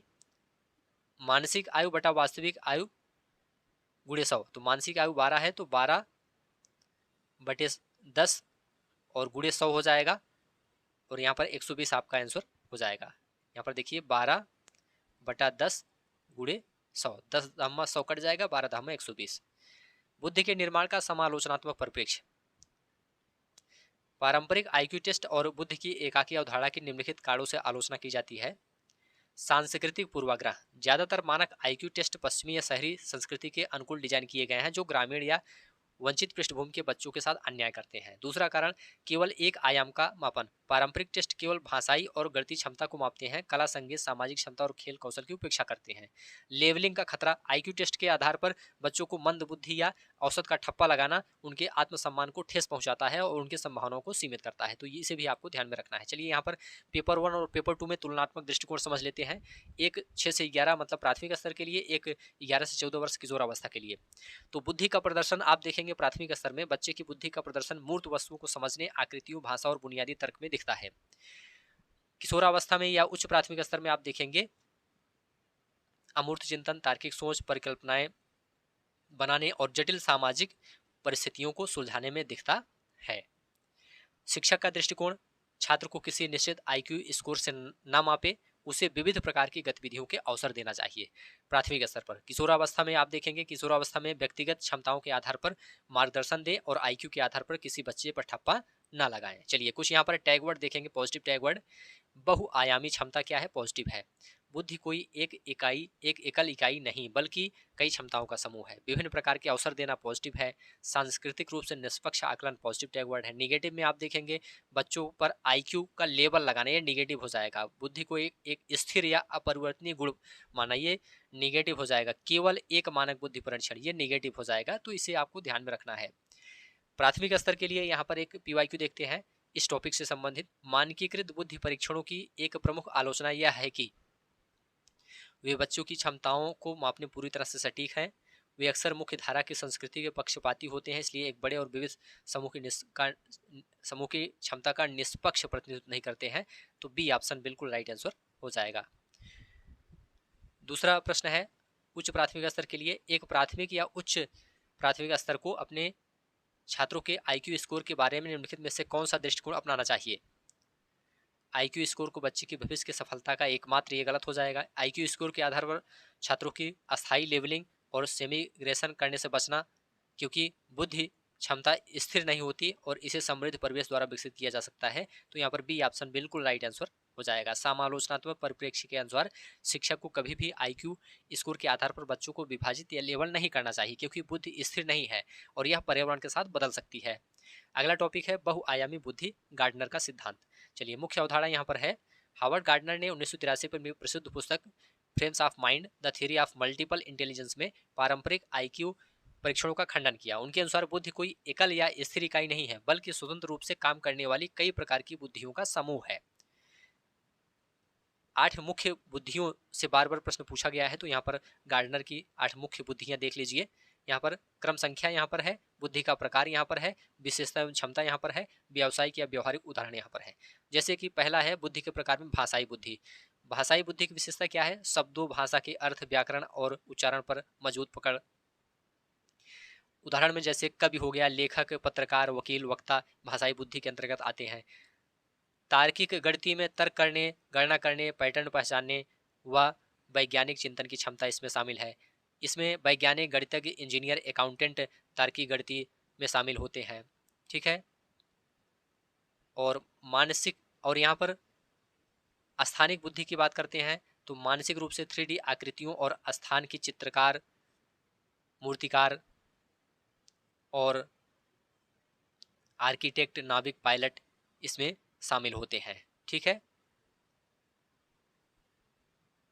अगला है शारीरिक गतिक। इसमें अंगों का लचीलापन, नियंत्रण और निपुणता से उपयोग करना शामिल है। इसमें एथलीट, नर्तक, नर्तकी, शल्य चिकित्सक, अभिनेता आदि शामिल होते हैं। संगीतज्ञ या संगीतात्मक में लहरी और संगीत को समझने व रचने की क्षमता इसमें शामिल है। इसमें जैसे संगीतकार, गायक, वादक इसमें शामिल है। अंतर्वैयक्तिक में आप देखेंगे दूसरों की भावनाओं, प्रेरणाओं, स्वभाव और व्यवहार को गहराई से समझना अंतर्वैयक्तिक में शामिल है। जैसे शिक्षक, परामर्शदाता, नेता, समाज सेवक इसमें शामिल है। इसी तरह से अंतरावैयक्तिक में खुद की भावनाओं, क्षमताओं, इच्छाओं और आत्मचेतना को समझना शामिल है। जैसे दार्शनिक, आध्यात्मिक गुरु, विचारक और लेखक इसमें शामिल होते हैं। प्रकृतिवादी में आप देखेंगे प्रकृति, पेड़ पौधों, जानवरों, वनस्पतियों और प्राकृतिक पैटर्न को समझना शामिल है। जैसे किसान, वनस्पति शास्त्री, पर्यावरणविद। तो ये सब आपको ध्यान में रखना है। अंतर्वैयक्तिक बनाम अंतरावैयक्तिक, परीक्षा की सबसे बड़ी भ्रम स्थिति यहाँ पर होती है, इसे समझ लीजिए। अंतर्वैयक्तिक क्या है, अंतरावैयक्तिक क्या है? अंतर्वैयक्तिक मतलब दूसरों को समझना, जैसे अंतर्राष्ट्रीय दो देशों के बीच। अंतर्वैयक्तिक में क्या होता है? दूसरों को समझना। अंतरावैयक्तिक में क्या होता है? स्वयं को समझना, खुद के भीतर झांकना। दोनों ध्यान रखिएगा। चलिए, तुलनात्मक दृष्टिकोण यहाँ पर समझ लेते हैं, प्राथमिक और उच्च प्राथमिक दोनों स्तर के लिए। जैसे यहाँ पर कक्षा में विविधता, तो प्राथमिक स्तर में छोटे बच्चों में चित्रकारी, गायन या खेल जैसी क्षमताओं की पहचान करना इसमें शामिल है। किशोरों की अलग अलग बुद्धि क्षेत्रों जैसे तार्किक, भाषा या अंतरावैयक्तिक के आधार पर करियर व प्रोजेक्ट का चयन करना उच्च प्राथमिक स्तर पर शामिल है। शिक्षण रणनीति क्या होनी चाहिए? एक ही पाठ को अलग अलग माध्यमों, कहानियों या चित्रों, नाटक समूह कार्य द्वारा पढ़ाना, ताकि हर प्रकार का बच्चा सीख सके। ये शिक्षण रणनीति है। किशोरावस्था में व्यक्तिगत भिन्नताओं के आधार पर लचीले प्रोजेक्ट से डिबेट्स और केस स्टडी के अवसर देना इसमें शामिल है। कक्षा कक्ष अनुप्रयोग एवं टैग वर्ड्स यहाँ पर देखेंगे। पॉजिटिव टैग वर्ड्स देखिए, विविध शिक्षण विधियाँ, ये पॉजिटिव है। शिक्षक को एक ही विषय सिखाने के लिए बहुविध तरीकों का उपयोग करना चाहिए। बहुआयामी आकलन, केवल कागज कॉपी परीक्षा के बजाय विविध कौशलों का आकलन इसमें करना चाहिए। प्रत्येक बच्चे की विशेषता का सम्मान करना चाहिए। ये सब पॉजिटिव है। नेगेटिव में आप देखेंगे गार्डनर के सिद्धांत का उपयोग बच्चों को विशिष्ट लेवल देने के लिए करना, ये नेगेटिव है। किसी एक बुद्धि को सर्वश्रेष्ठ या उच्च और दूसरी को निम्न बताना, ये नेगेटिव है। केवल कागज, पेंसिल या मानक आईक्यू टेस्ट पर निर्भर रहना, ये सब नेगेटिव है। चलिए, पीवाईक्यू यहाँ पर समझते हैं प्राथमिक स्तर के लिए। हार्वर्ड गार्डनर के बहु सिद्धांत के अनुसार एक व्यक्ति जिसमें दूसरों की मनोदशा, स्वभाव, प्रेरणा और इच्छाओं को सही ढंग से पहचानने, उन पर उपयुक्त प्रतिक्रिया देने की क्षमता है, उनमें कौन सी बुद्धि होती है? ऑप्शन है अंतरावैयक्तिक बुद्धि, अंतर्वैयक्तिक बुद्धि, स्थानिक बुद्धि, प्रकृतिवादी बुद्धि। तो यहाँ पर आपका क्या हो जाएगा? अंतर्वैयक्तिक बुद्धि। यहाँ पर दूसरों की बात की जा रही है। जब कोई व्यक्ति दूसरों की भावनाओं और स्वभाव को समझने में निपुण होता है, तो गार्डनर के अनुसार उसमें अंतर्वैयक्तिक बुद्धि होती है। उच्च प्राथमिक स्तर के लिए, एक उच्च प्राथमिक कक्षा में हार्वर्ड गार्डनर के बहु सिद्धांत का व्यवहारिक उपयोग क्या होना चाहिए? छात्रों को उनकी मुख्य बुद्धि के आधार पर अस्थायी वर्गों में बांट देना गलत है। विषय वस्तु को पढ़ाने और छात्रों की समझ का आकलन करने के लिए विविध शिक्षण विधियों और अवसरों का उपयोग करना, बिल्कुल यहाँ पर बी ऑप्शन आपका राइट आंसर हो जाएगा। गार्डनर का सिद्धांत शिक्षकों को यह सीख देता है कि कक्षा में हर प्रकार की बुद्धि वाले बच्चे मौजूद होते हैं, इसलिए शिक्षण और आकलन के विविध तरीकों का प्रयोग करना चाहिए। भाषा और विचार, अगला टॉपिक है भाषा और विचार। भाषा और विचार के बीच क्या संबंध है? पहले विचार आता है या पहले भाषा? इस पर विभिन्न मनोवैज्ञानिकों के दृष्टिकोण अत्यंत महत्वपूर्ण है, जो कि सीटेट में पूछे जाते हैं। जीन पियाजे का दृष्टिकोण क्या है? मूल सिद्धांत पियाजे के अनुसार विचार पहले आता है और भाषा बाद में विकसित होती है। पियाजे के अनुसार जैसे अहम केंद्रित वाक्य, 3 से 6 वर्ष के बच्चे खुद से बातें करते हैं, पियाजे इसे अहम केंद्रित भाषा मानते हैं और कहते हैं कि इसका संज्ञानात्मक विकास में कोई बड़ा योगदान नहीं है। निष्कर्ष क्या है? संज्ञानात्मक विकास भाषा को जन्म देता है और उसका मार्गदर्शन करता है। ले वाइगोत्स्की का दृष्टिकोण क्या है? मूल सिद्धांत वाइगोत्स्की के अनुसार आरंभिक अवस्था में लगभग 3 वर्ष की आयु तक भाषा और विचार स्वतंत्र होते हैं। लगभग 3 वर्ष की आयु में ये दोनों आपस में मिल जाते हैं। निजी वाक्य या स्वभाषण, जब बच्चा अपने कार्यों को निर्देशित और स्वनियमित करने के लिए खुद से जोर जोर से बातें करता है तो वाइगोत्स्की इसे संज्ञानात्मक विकास के लिए बेहद महत्वपूर्ण मानते हैं। विकास का क्रम, सामाजिक वाक्य 2 वर्ष, दूसरों से संवाद के लिए सामाजिक वाक्य इसमें शामिल है विकास क्रम में। निजी वाक्य, खुद के चिंतन को दिशा देने के लिए जोर से बोलना निजी वाक्य है। आंतरिक वाक्य, बिना बोले मन ही मन में सोचना आंतरिक वाक्य होता है। नॉम चॉम्स्की का भाषा विकास सिद्धांत यहाँ पर देखेंगे। भाषा अर्जन यंत्र, बच्चों के मस्तिष्क में जन्मजात या जैविक क्षमता होती है जिसके द्वारा वे भाषा का अर्जन करते हैं। सार्वभौमिक व्याकरण, दुनिया की सभी भाषाओं में कुछ बुनियादी व्याकरणिक नियम समान होते हैं जिसे सार्वभौमिक व्याकरण कहते हैं। सैफिर उर्फ परिकल्पना, भाषाई निर्धारणवाद, हम जैसी भाषा बोलते हैं हमारी सोच और विचार प्रक्रिया पूरी तरह से उसी भाषा द्वारा निर्धारित होती है। चलिए तुलनात्मक दृष्टिकोण दोनों पेपर के लिए यहाँ पर देखेंगे, प्राथमिक और उच्च प्राथमिक दोनों के लिए। यहाँ पर देखिए भाषा की भूमिका, प्राथमिक स्तर पर भाषा विचारों को व्यक्त करने और प्राथमिक अवधारणाओं को गढ़ने का मुख्य साधन है।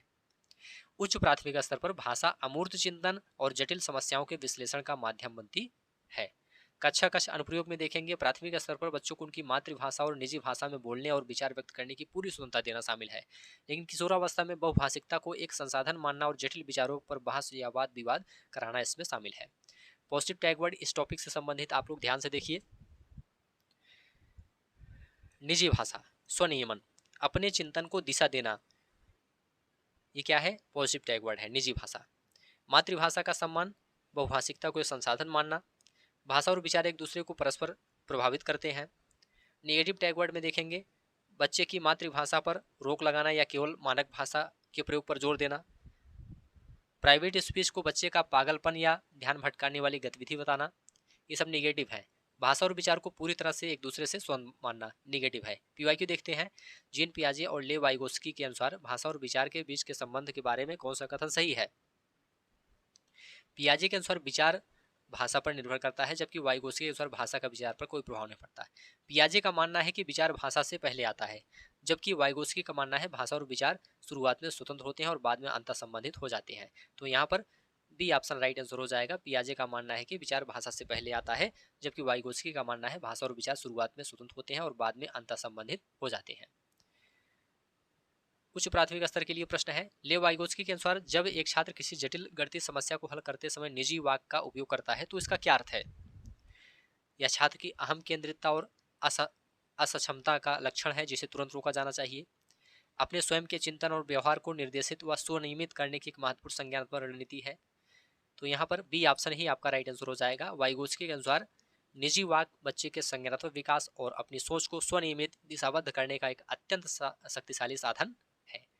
अगला टॉपिक है दोस्तों एक सामाजिक निर्माण के रूप में लिंग।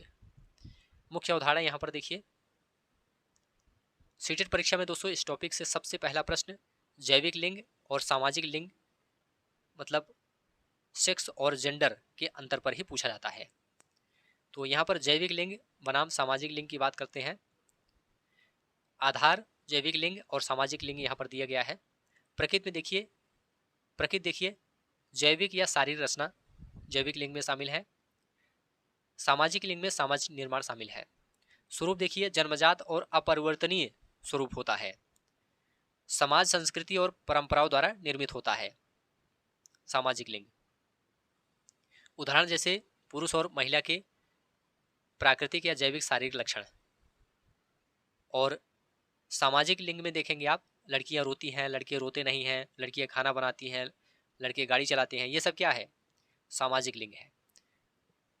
सूत्र यहां पर देखिए, सेक्स बराबर बायोलॉजिकल कॉन्सेप्ट मतलब जैविक संकल्पना है, और जेंडर बराबर सामाजिक निर्माण है।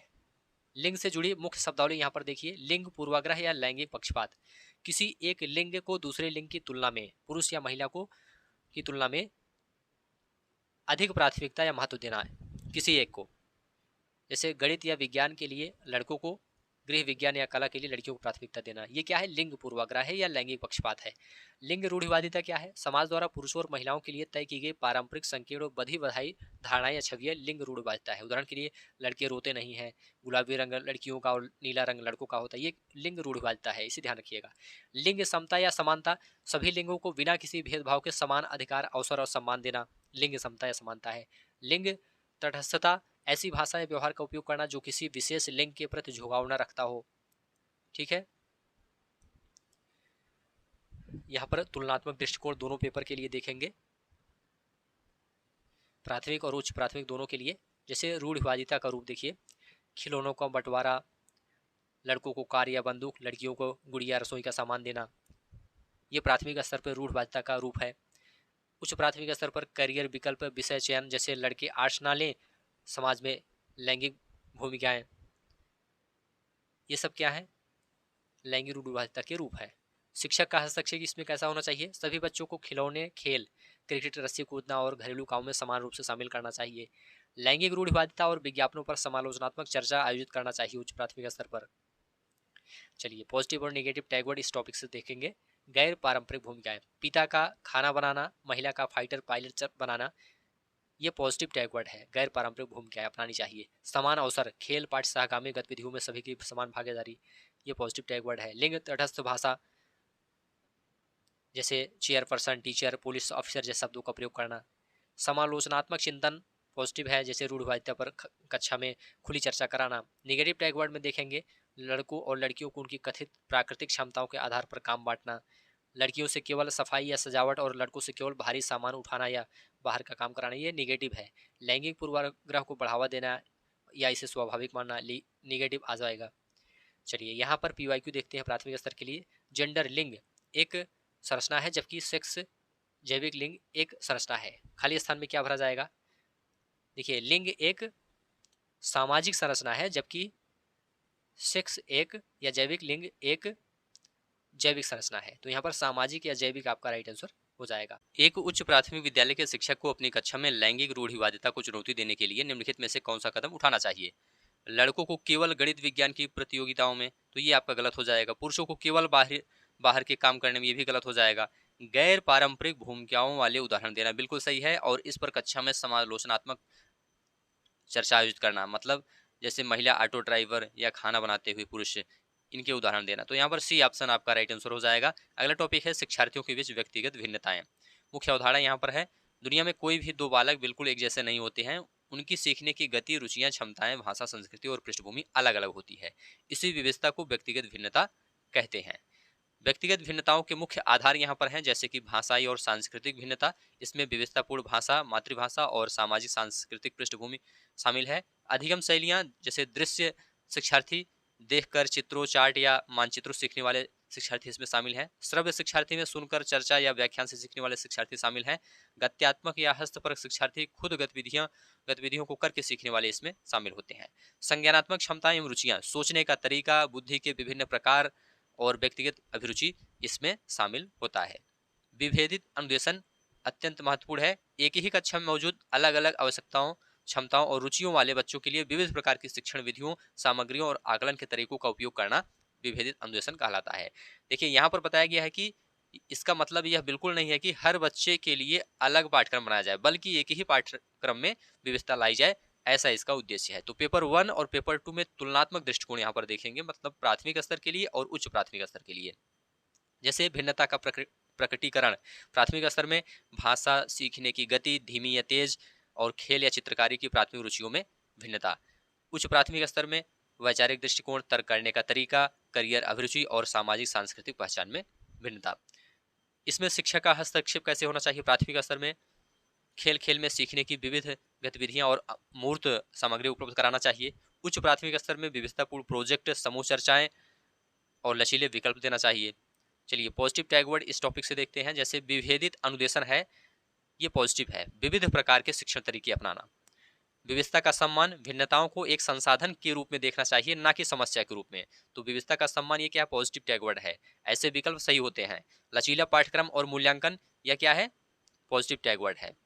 नेगेटिव टैगवर्ड्स गलत उत्तर काटने के लिए, जैसे एक समान कहीं पर लिखा है, मानकीकृत अनुदेशन लिखा है, तो ये नेगेटिव हो जाएगा। सभी बच्चों के लिए एक ही कठोर शिक्षण तरीका लागू करना ये गलत तरीका है। बच्चों का पृथकीकरण या वर्गीकरण करना ये नेगेटिव में आ जाएगा। व्यक्तिगत भिन्नताओं को अनदेखा करना या कमजोरी मानना ये सब गलत हो जाएगा। चलिए पीवाईक्यू देखते हैं। शिक्षार्थियों के बीच व्यक्तिगत भिन्नताओं को पूरा करने के लिए एक प्राथमिक शिक्षक को क्या करना चाहिए? सभी बच्चों के लिए कठोर, ये गलत हो जाएगा। बच्चों की व्यक्तिगत भिन्नताओं को नजरअंदाज, ये भी गलत हो जाएगा।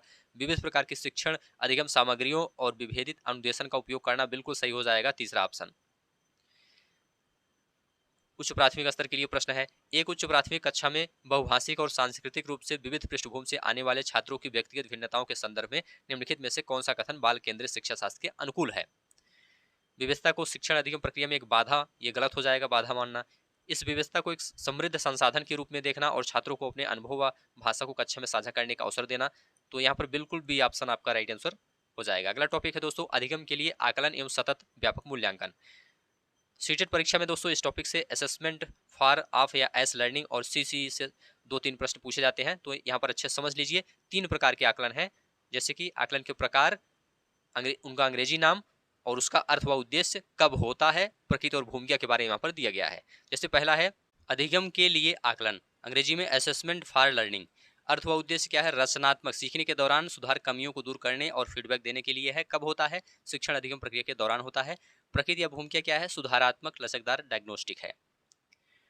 इसी प्रकार से अधिगम का आकलन है, अंग्रेजी में असेसमेंट ऑफ लर्निंग है, योगात्मक, सत्र के अंत में अंक, ग्रेड, रैंक देने व उपलब्धि मापने के लिए। और कब होता है? सत्र या इकाई के अंत में होता है। प्रकृति अंतिम निर्णय, उपलब्धि मापन। इसके बाद अगला है अधिगम के रूप में या के रूप में आकलन, असेसमेंट एस लर्निंग। स्व आकलन मतलब छात्र द्वारा स्वयं या साथियों द्वारा अपनी प्रगति का आकलन करना। कब होता है? सीखने के साथ साथ होता है।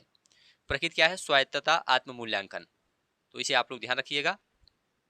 सतत एवं व्यापक मूल्यांकन। सतत का मतलब मूल्यांकन कोई एक बार की वार्षिक घटना नहीं है, बल्कि यह शिक्षण अधिगम प्रक्रिया के साथ लगातार चलती रहती है। व्यापक, इसमें छात्र के व्यक्तित्व के दोनों पक्षों का मूल्यांकन शामिल है, जैसे शैक्षणिक क्षेत्र और सशैक्षणिक क्षेत्र। शैक्षणिक क्षेत्र में विषयगत ज्ञान, तर्क और संकल्पनाएं, गणित, विज्ञान, भाषा आदि शामिल है। सशैक्षणिक क्षेत्र में जीवन कौशल, कला, खेलकूद, मूल्य और दृष्टिकोण शामिल है। रचनात्मक बनाम योगात्मक। फॉर्मेटिव असेसमेंट एफए, अधिगम के लिए आकलन, जैसे प्रश्नोत्तर, रोल प्ले, क्विज, प्रोजेक्ट। ठीक है, ये अधिगम के लिए आकलन है। समेटिव असेसमेंट ऐसे अधिगम का आकलन, जैसे बोर्ड परीक्षा, अर्धवार्षिक या वार्षिक परीक्षा, ये सब इसमें शामिल होता है। चलिए पेपर 1 और पेपर 2 में तुलनात्मक दृष्टिकोण यहाँ पर देखेंगे, प्राथमिक स्तर और उच्च प्राथमिक स्तर दोनों के लिए। तो ध्यान से आप लोग देखिए। मूल्यांकन के उपकरण, प्राथमिक स्तर में पोर्टफोलियो, अवलोकन, चित्रकारी, मौखिक प्रश्न, खेल और गतिविधियां। उच्च प्राथमिक स्तर में या किशोरावस्था में पोर्टफोलियो, आत्म मूल्यांकन, चेकलिस्ट, प्रोजेक्ट रिपोर्ट, सहपाठी मूल्यांकन और केस स्टडी। फीडबैक का स्वरूप, प्राथमिक स्तर में बच्चे को बिना डराए उसकी दैनिक प्रगति पर सकारात्मक और सुधारात्मक प्रतिक्रिया देना। उच्च प्राथमिक स्तर पर किशोरावस्था में सहकर्मी मूल्यांकन और आत्मचिंतन के अवसर देना। चलिए पॉजिटिव टैगवर्ड यहाँ पर और नेगेटिव टैगवर्ड देख लेते हैं। पॉजिटिव सही उत्तर चुनने के लिए है, नेगेटिव गलत उत्तर के लिए है। अधिगम के लिए आकलन मतलब निरंतर फीडबैक और सुधार, ये पॉजिटिव टैगवर्ड के अंतर्गत आएगा अधिगम के लिए आकलन। पोर्टफोलियो, समय के साथ बच्चे के काम का क्रमिक एवं व्यवस्थित रिकॉर्ड पोर्टफोलियो कहलाता है। सहपाठी या स्वमूल्यांकन, निदानात्मक व सुधारात्मक, ये सब पॉजिटिव टैगवर्ड है। नेगेटिव टैगवर्ड गलत उत्तर के लिए केवल योगात्मक या वार्षिक परीक्षा, ये नेगेटिव हो जाएगा, गलत हो जाएगा। छात्रों की रैंकिंग, तुलना या लेवलिंग जहां पर लिखा हो वह गलत होगा। केवल अंक, ये गलत हो जाएगा। ग्रेड देने पर ध्यान केंद्रित करना, ये सब गलत हो जाएगा। चलिए पीवाईक्यू यहाँ पर समझते हैं। एक शिक्षक कक्षा में पढ़ाने के दौरान लगातार बच्चों से सवाल पूछती है, उनकी गतिविधियों का अवलोकन करती है और उन्हें सुधारात्मक प्रतिक्रिया देती है। यह शिक्षिका किस प्रकार का आकलन कर रही है? एक शिक्षिका कक्षा में पढ़ाने के दौरान लगातार बच्चों से सवाल पूछती है, उनकी गतिविधियों का अवलोकन करती है और उन्हें सुधारात्मक प्रतिक्रिया देती है। यह शिक्षिका किस प्रकार का आकलन कर रही है? अधिगम का आकलन है, या अधिगम के लिए आकलन है, योगात्मक मूल्यांकन है, या मानकीकृत परीक्षण है? तो यहाँ पर आपका अधिगम के लिए आकलन, असेसमेंट फॉर लर्निंग, आपका राइट आंसर हो जाएगा। शिक्षण अधिगम प्रक्रिया के दौरान निरंतर अवलोकन और फीडबैक देना अधिगम के लिए आकलन है, असेसमेंट फॉर लर्निंग है। इसका उदाहरण है जो बच्चों के सीखने में सुधार के लिए किया जाता है। तो इसे आप लोग ध्यान रखिएगा। अपर प्राइमरी स्तर के लिए यहाँ पर देखिए, सतत एवं व्यापक मूल्यांकन के संदर्भ में निम्नलिखित में से कौन सा कथन बाल केंद्रित आकलन का समर्थन करता है? केवल सत्र के अंत में, ये गलत हो जाएगा। आकलन के लिए केवल, ये भी गलत हो जाएगा। आकलन का मुख्य उद्देश्य छात्रों में तुलना करके उन्हें मेरिट सूची में बांटना, ये भी गलत हो जाएगा। आकलन को शिक्षण अधिगम प्रक्रिया का अभिन्न अंग मानना तथा पोर्टफोलियो, स्व मूल्यांकन और सहपाठी मूल्यांकन जैसे विविध उपकरणों का प्रयोग करना। तो डी ऑप्शन बिल्कुल राइट आंसर हो जाएगा। अगला टॉपिक है शिक्षार्थियों की तैयारी के स्तर का आकलन करने के लिए उपयुक्त प्रश्न बनाना। मुख्य अवधारणा सिद्धांत यहाँ पर है। या दोस्तों अनुभाग ए चाइल्ड डेवलपमेंट का अंतिम टॉपिक है। कक्षा में प्रभावी शिक्षण अधिगम के लिए आवश्यक है और शिक्षक पढ़ाने से पहले और पढ़ाने के दौरान उपयुक्त प्रश्न बनाएं ताकि बच्चों की पूर्व जानकारी, तैयारी के स्तर और समालोचनात्मक चिंतन का आकलन किया जा सके। तो यहाँ पर आप लोग अच्छे समझिए, सीटेट परीक्षा में मुख्य रूप से दो प्रकार के प्रश्नों और ब्लूम की टेक्सोनॉमी के स्तरों से प्रश्न बनते हैं। तो यहाँ पर अच्छे समझिए, अभिसारी बनाम अपसारी। तो प्रश्नों का प्रकार यहाँ पर दिया गया है, अर्थ व प्रकृति दिया गया है, उत्तर की सीमा, किस चिंतन को बढ़ावा देता है और उदाहरण। जैसे अभिसारी प्रश्न है, इसका अर्थ क्या है? बंद अंत वाले प्रश्न है जिनका केवल एक ही निश्चित उत्तर होता है। उत्तर की सीमा क्या है? सीमित या निश्चित होता है। किस चिंतन को यह बढ़ावा देता है? ये तथ्यात्मक स्मरण को बढ़ावा देता है। अभिसारी प्रश्न उदाहरण जैसे भारत की राजधानी कहाँ है, या 5 और 3 जोड़ेंगे तो कितना होता है, ये अभिसारी प्रश्न के अंतर्गत आ जाएगा। ठीक है, इसके बाद अपसारी प्रश्न की बात कर लेते हैं। मुक्त अंत वाले प्रश्न के अंतर्गत आते हैं जिनके एक से अधिक विचार, समाधान या उत्तर हो सकते हैं। ठीक है, और ये असीमित या स्वतंत्र के अंतर्गत आता है। सृजनात्मकता व समालोचनात्मक चिंतन इसमें शामिल है अपसारी प्रश्न में। और उदाहरण के लिए, यदि पृथ्वी पर अचानक पानी समाप्त हो जाए तो क्या होगा? ऐसे प्रश्न अपसारी प्रश्न के अंतर्गत आते हैं। ब्लूम की टेक्सोनॉमी के अनुसार प्रश्नों के स्तर यहाँ पर देखेंगे। प्रश्नों को केवल याद रखने तक सीमित न रखकर उच्च स्तरीय चिंतन की ओर ले जाना चाहिए। ब्लूम के संशोधित संज्ञानात्मक स्तर यहाँ पर देख लीजिए। निम्न स्तरीय प्रश्न, मध्यम स्तरीय प्रश्न, उच्च स्तरीय प्रश्न। निम्न स्तरीय प्रश्न में तथ्य याद करना, परिभाषा देना शामिल है। मध्यम स्तरीय प्रश्न में लागू करना, तुलना या अंतर करना शामिल है। उच्च स्तरीय प्रश्न में मूल्यांकन करना, नया समाधान खोजना शामिल है। चलिए पेपर 1 और पेपर 2 में तुलनात्मक दृष्टिकोण यहाँ पर प्राथमिक और उच्च प्राथमिक स्तर के लिए देखते हैं। पहले आयाम यहाँ पर दिया गया है। जैसे प्रश्नों का स्वरूप, प्राथमिक स्तर के लिए दैनिक जीवन के अनुभवों, कहानियों, चित्रों और मूर्त उदाहरणों पर आधारित मुक्त अंत वाले प्रश्न शामिल हैं। उच्च प्राथमिक स्तर में अमूर्त चिंतन, वैश्विक मुद्दों, हाइपोथेसिस व सामाजिक समस्याओं पर आधारित प्रश्न शामिल हैं। तैयारी का स्तर में पूर्व ज्ञान जांचने के लिए सरल चित्रात्मक और संवादात्मक प्रश्न पूछना चाहिए प्राथमिक स्तर में। उच्च प्राथमिक स्तर में पूर्व ज्ञान के साथ साथ तार्किक क्षमता, पूर्वाग्रहों की समझ, पूर्वाग्रहों की पहचान और विश्लेषणात्मक समझ जांचने वाले प्रश्न शामिल होने चाहिए। चलिए यहाँ पर टैग वर्ड देख लेते हैं। जैसे मुक्त अंत वाले प्रश्न हैं, ये पॉजिटिव टैग वर्ड हैं जो बच्चों को स्वतंत्र रूप से सोचने के लिए प्रेरित करते हैं। अपसारी चिंतन, नए और विविध समाधान खोजने वाले प्रश्न हैं, ये पॉजिटिव टैग वर्ड है। उच्च स्तरीय प्रश्न चिंतन प्रश्न, उच्च स्तरीय चिंतन प्रश्न, विश्लेषण, मूल्यांकन और सृजन वाले प्रश्न, ये पॉजिटिव टैग वर्ड के अंतर्गत आते हैं। निगेटिव टैग वर्ड में देखेंगे केवल रटने या याद रखने पर आधारित बंद अंत वाले प्रश्न, ये निगेटिव हो जाएगा, गलत हो जाएगा। ऐसे प्रश्न जिनसे केवल हाँ या ना में उत्तर मिले, बच्चों में डर या झिझक पैदा करने वाले प्रश्न, ये सब निगेटिव हो जाएंगे। चलिए पीवाईक्यू यहाँ पर समझते हैं। एक प्राथमिक शिक्षिका अपनी कक्षा में बच्चों के समालोचनात्मक चिंतन और सृजनात्मकता को बढ़ावा देना चाहती है। उसे निम्नलिखित में से किस प्रकार का प्रश्न पूछना चाहिए? भारत के वर्तमान प्रधानमंत्री कौन है? तो ये सृजनात्मकता को बढ़ावा नहीं दे रहा है। पौधों में प्रकाश संश्लेषण का समीकरण लिखिए। ये भी नहीं दे रहा है। यदि आपके शहर में एक दिन के लिए बिजली पूरी तरह से बंद हो जाए तो आप अपने दिन भर कामों को कैसे प्रबंधित करेंगे और इसका क्या क्या प्रभाव पड़ेंगे। तो सी ऑप्शन बिल्कुल आपका राइट आंसर हो जाएगा। सी ऑप्शन विकल्प सी एक मुक्त अंत वाला अपसारी प्रश्न है जिसका कोई एक रटा रटाया उत्तर नहीं है। तो यहाँ पर ध्यान दीजिएगा, उच्च प्राथमिक स्तर पर शिक्षार्थियों की तैयारी के स्तर और विश्लेषणात्मक क्षमता का आकलन करने के लिए निम्नलिखित में से कौन सा प्रश्न सबसे उपयुक्त उच्च स्तरीय संज्ञानात्मक प्रश्न का उदाहरण है। ठीक है, उच्च प्राथमिक स्तर के लिए यहाँ पर है। तो यहाँ पर देखिए, प्रथम विश्व युद्ध किस वर्ष शुरू हुआ था, जल प्रदूषण की परिभाषा लिखिए, ये सब गलत है दोनों। यदि किसी समाज में केवल एक ही प्रकार के विचारों संस्कृति को अनिवार्य कर दिया जाए तो इसके नागरिकों की स्वतंत्रता और विकास पर क्या प्रभाव पड़ेगा, तर्क सहित उत्तर दीजिए। तो सी ऑप्शन बिल्कुल राइट आंसर हो जाएगा। अगला टॉपिक है वंचित और पृष्ठभूमि से आए शिक्षार्थियों की आवश्यकता को पूरा करना। यह अनुभाग बी है, समावेशी शिक्षा की अवधारणा, 5 अंक का पहला टॉपिक है। और एक समावेशी कक्षा में ऐसे बच्चे आते हैं जो सामाजिक, आर्थिक, सांस्कृतिक या भाषाई रूप से वंचित पृष्ठभूमि से संबंध रखते हैं। चलिए, समावेशी शिक्षा से प्रश्न पूछे जाते हैं, तो ध्यान से आप लोग देखिए। वंचित पृष्ठभूमि के शिक्षार्थी कौन है? सामाजिक सांस्कृतिक रूप से वंचित, जैसे अनुसूचित जाति एससी, अनुसूचित जनजाति एसटी, अन्य पिछड़ा वर्ग ओबीसी, अल्पसंख्यक समुदाय और झुग्गी झोपड़ियों में रहने वाले बच्चे, ये वंचित पृष्ठभूमि के शिक्षार्थी के अंतर्गत आते हैं। आर्थिक रूप से वंचित, अत्यंत गरीब परिवारों, मजदूरी करने वाले या आर्थिक रूप से कमजोर वर्ग के बच्चे इसमें शामिल हैं।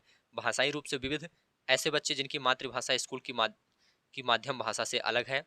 प्रथम पीढ़ी के शिक्षार्थी, अपने परिवार के ऐसे पहले बच्चे जो औपचारिक स्कूल में कदम रख रहे हैं, जिनके माता पिता पढ़े लिखे नहीं हैं। मुख्य चुनौतियां और शिक्षक की भूमिका, घाटा दृष्टिकोण बनाम क्षमता दृष्टिकोण। शिक्षक को कभी यह नहीं सोचना चाहिए कि गरीब या वंचित पृष्ठभूमि का बच्चा सीख नहीं सकता।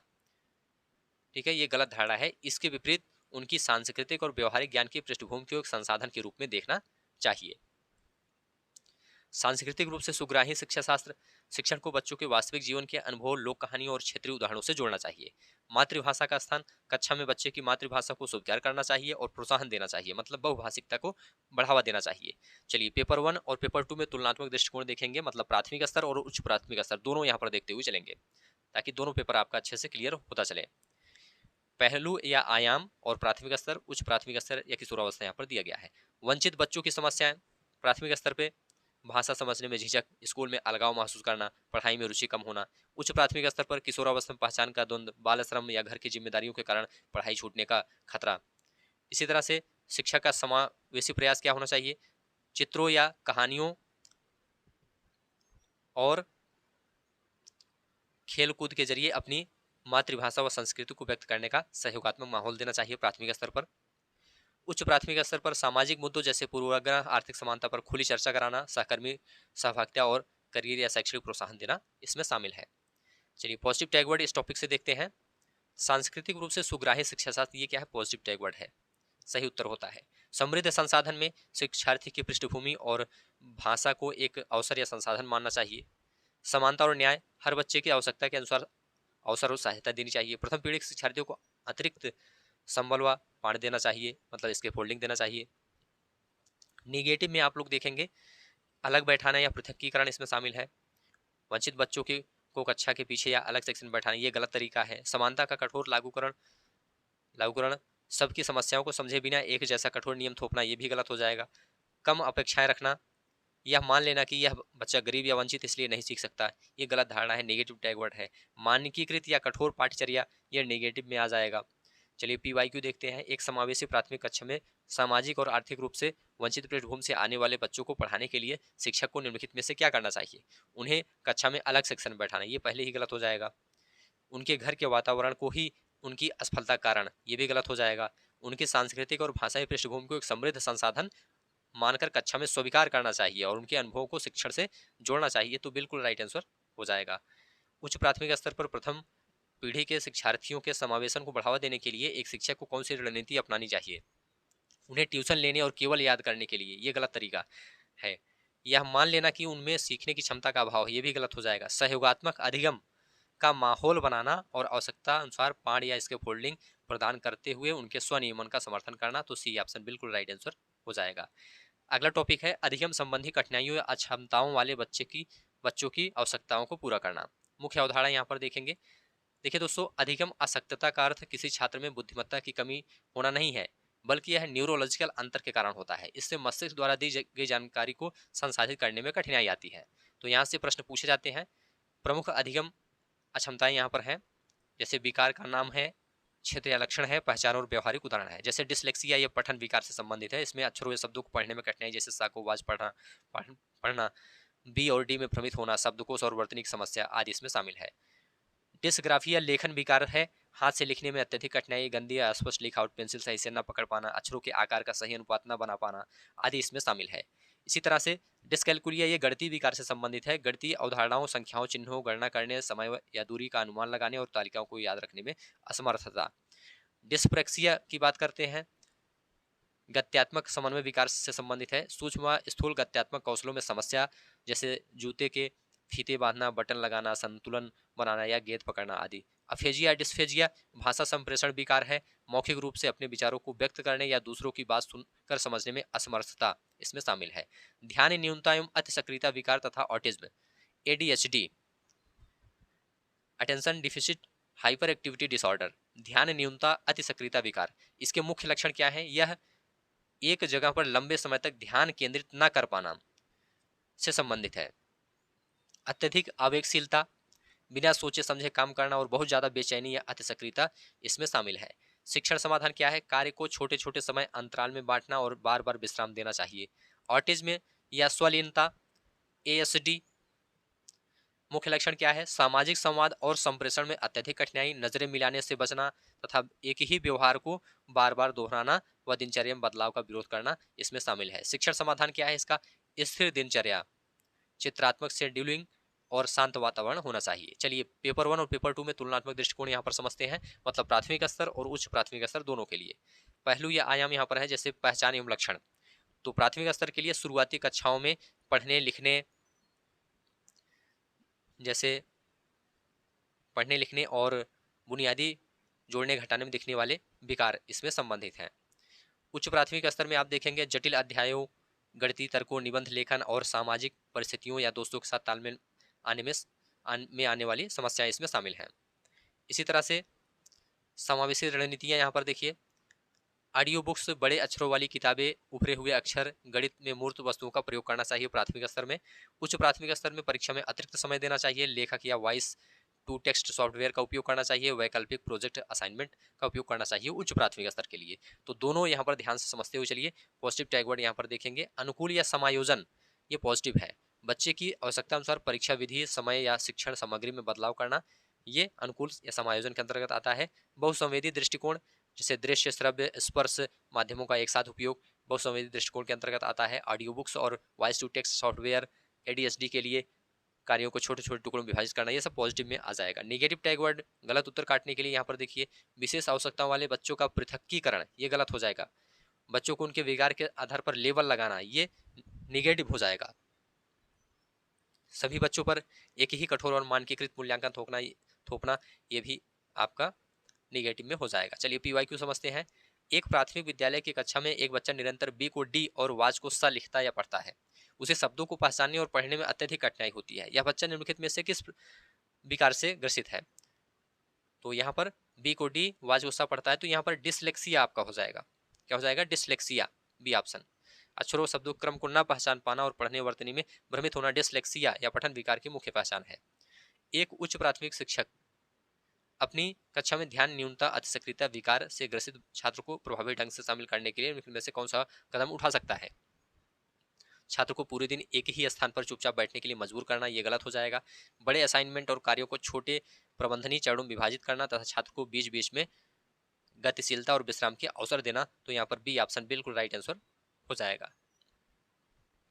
अगला टॉपिक है प्रतिभाशाली, सृजनात्मक और विशेष क्षमता वाले शिक्षार्थी। यह अनुभाग बी समावेशी शिक्षा अंक 5 का अंतिम टॉपिक है। इसे आप लोग ध्यान से देखिए। समावेशी कक्षा केवल अधिगम कठिनाइयों वाले बच्चों के लिए ही नहीं है, बल्कि प्रतिभाशाली और सृजनात्मक बालकों की विशेष आवश्यकताओं को पूरा करने के लिए भी है। चलिए यहाँ पर सीटेट में प्रश्न पूछा जाता है यहाँ से। तो प्रतिभाशाली शिक्षार्थी के उदाहरण क्या है? जिन बच्चों की बौद्धिक क्षमता, तर्क शक्ति या किसी विशेष क्षेत्र में प्रदर्शन अपनी आयु के सामान्य बच्चों की तुलना में काफी उच्च होती है, तो वे बच्चे प्रतिभाशाली शिक्षार्थियों के अंतर्गत आते हैं। इनका IQ 130 या 140 से अधिक होता है। प्रमुख पहचान व लक्षण की बात करते हैं। तेज गति से सीखना, किसी अवधारणा को बहुत जल्दी समझ लेते हैं। जिज्ञासु प्रवृत्त होते हैं, गहराई से सवाल पूछते हैं। अमूर्त चिंतन होता है इनका, जटिल विचारों और समस्याओं पर आसानी से सोच सकते हैं। उब जाना, यदि कक्षा में सरल या बार बार दोहराया जाने वाला काम दिया जाए तो ये जल्दी उब जाते हैं। शिक्षण रणनीतियाँ, संवर्धित या समृद्ध पाठ्यक्रम, चुनौतीपूर्ण कार्य और विचारोत्तेजक गतिविधियां देना चाहिए। त्वरण या गतिवर्धन, बच्चों को उसकी गति से आगे की सामग्री सीखने का अवसर देना चाहिए। सृजनात्मक शिक्षार्थी, अवधारणा क्या है? नवीन, मौलिक और उपयोगी विचारों या उत्पादों का निर्माण करने की क्षमता रखने वाले छात्र सृजनात्मक शिक्षार्थी कहलाते हैं। सृजनात्मकता के 4 मुख्य घटक यहाँ पर देखिए। घटक का नाम, अर्थ और उदाहरण यहाँ पर दिया गया है। पहला है धारा प्रवाहिता। सृजनात्मकता का मुख्य घटक क्या है? धारा प्रवाहिता। एक ही विषय पर बड़ी संख्या में विचार या उत्तर देना। उदाहरण के लिए समस्या के कई हल सोचना। दूसरा क्या है? लचीलापन, विभिन्न दृष्टिकोणों या श्रेणियों से सोचने की क्षमता। उदाहरण क्या है? लीक से हटकर सोचना। मौलिकता में अनोखे, नए और अद्वितीय विचार प्रस्तुत करना। उदाहरण में ऐसा समाधान खोजना जो पहले किसी ने ना सोचा हो। इसी प्रकार से विस्तारण, अपने विचारों को विस्तार से समझाना या उसमें विवरण जोड़ना शामिल है। गहराई में विचार में गहराई लाना शामिल है। चलिए, सृजनात्मकता बराबर अपसारी चिंतन, इसे ध्यान रखिएगा। ध्यान दें, सभी प्रतिभाशाली बच्चे सृजनात्मक हो यह जरूरी नहीं है, लेकिन सृजनात्मक बच्चों में उच्च मौलिकता अवश्य होती है। विशेष क्षमता या दिव्यांग शिक्षार्थी, दृष्टिबाधित, जैसे ब्रेल लिपि, ऑडियो सामग्रियां, स्पर्शनीय नक्शे और बड़े अक्षरों वाली पाठ्यपुस्तकों का उपयोग करना चाहिए दृष्टिबाधित बच्चों के लिए। श्रवण बाधित के लिए सांकेतिक भाषा, होठों की चाल पढ़ना और चित्रात्मक और दृश्य सामग्रियां इसमें अपनानी चाहिए। चलिए, तुलनात्मक दृष्टिकोण पेपर 1 और पेपर 2 के लिए यहाँ पर देखेंगे, प्राथमिक और उच्च प्राथमिक स्तर के लिए। सृजनात्मकता और प्रतिभा का रूप। प्राथमिक स्तर में कला, चित्रकारी, कहानियां गढ़ने, पहेलियां सुलझाने और स्वतंत्र रूप से नया काम सोचने में। उच्च प्राथमिक स्तर में जटिल विज्ञान प्रोजेक्ट्स, कोडिंग, सामाजिक व्यवहारिक समस्याओं के नवाचारी समाधान और वाद विवाद में इसमें शामिल है सृजनात्मकता और प्रतिभा का रूप। शिक्षक की भूमिका क्या होनी चाहिए? रूढ़िवादी उत्तरों की बजाय नए विचारों को प्रोत्साहित करना, खुले अंत वाले प्रश्न पूछना चाहिए प्राथमिक स्तर में। उच्च प्राथमिक स्तर में स्वतंत्रता और स्वायत्तता देना, शोध आधारित प्रोजेक्ट्स का मार्गदर्शन करना चाहिए। चलिए, पॉजिटिव और नेगेटिव टैग वर्ड यहाँ पर देखेंगे इस टॉपिक से संबंधित। अपसारी चिंतन, ये पॉजिटिव टैग वर्ड है। सृजनात्मकता का मुख्य सूचक है अपसारी चिंतन। खुले अंत वाले प्रश्न हो गया। मस्तिष्क उद्वेलन या विचार उत्तेजन, बच्चों को स्वतंत्र रूप से नए नए विचार उत्पन्न करने देना। संवर्धित पाठचर्या व चुनौतीपूर्ण कार्य, मौलिकता और लचीलापन, ये सब क्या है? पॉजिटिव टैग वर्ड है। नेगेटिव टैग वर्ड की बात करते हैं गलत उत्तर काटने के लिए। अभिसारी चिंतन, ये नेगेटिव में आ जाता है। रटा रटाया या केवल एक ही निश्चित उत्तर मांगना, केवल याद करने और दोहराने पर बल देना, ये नेगेटिव हो जाएगा। सृजनात्मकता या लीक से हटकर सोचे गए विचारों को हतोत्साहित करना, ये नेगेटिव में आ जाएगा। सभी के लिए एक जैसा नीरस और अत्यधिक सरल काम थोपना, ये नेगेटिव में आ जाएगा। चलिए, PYQ यहाँ पर देखते हैं। निम्नलिखित में से कौन सा लक्षण या विशेषता प्राथमिक स्तर पर सृजनात्मकता की पहचान कराने में सबसे अधिक सहायक है? शिक्षक द्वारा बताए गए उत्तरों को बिना किसी बदलाव के याद कर लेना गलत हो जाएगा। समस्याओं के समाधान के लिए अपसारी चिंतन करना और नवीन मौलिक विचार प्रस्तुत करना, तो यहाँ पर बी ऑप्शन बिल्कुल राइट आंसर हो जाएगा।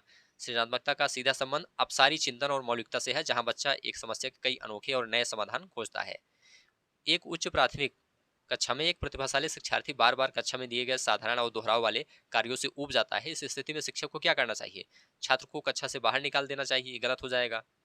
छात्र को उसकी क्षमता के अनुसार चुनौतीपूर्ण कार्य, संवर्धित शिक्षण सामग्री और स्वतंत्र शोध या प्रोजेक्ट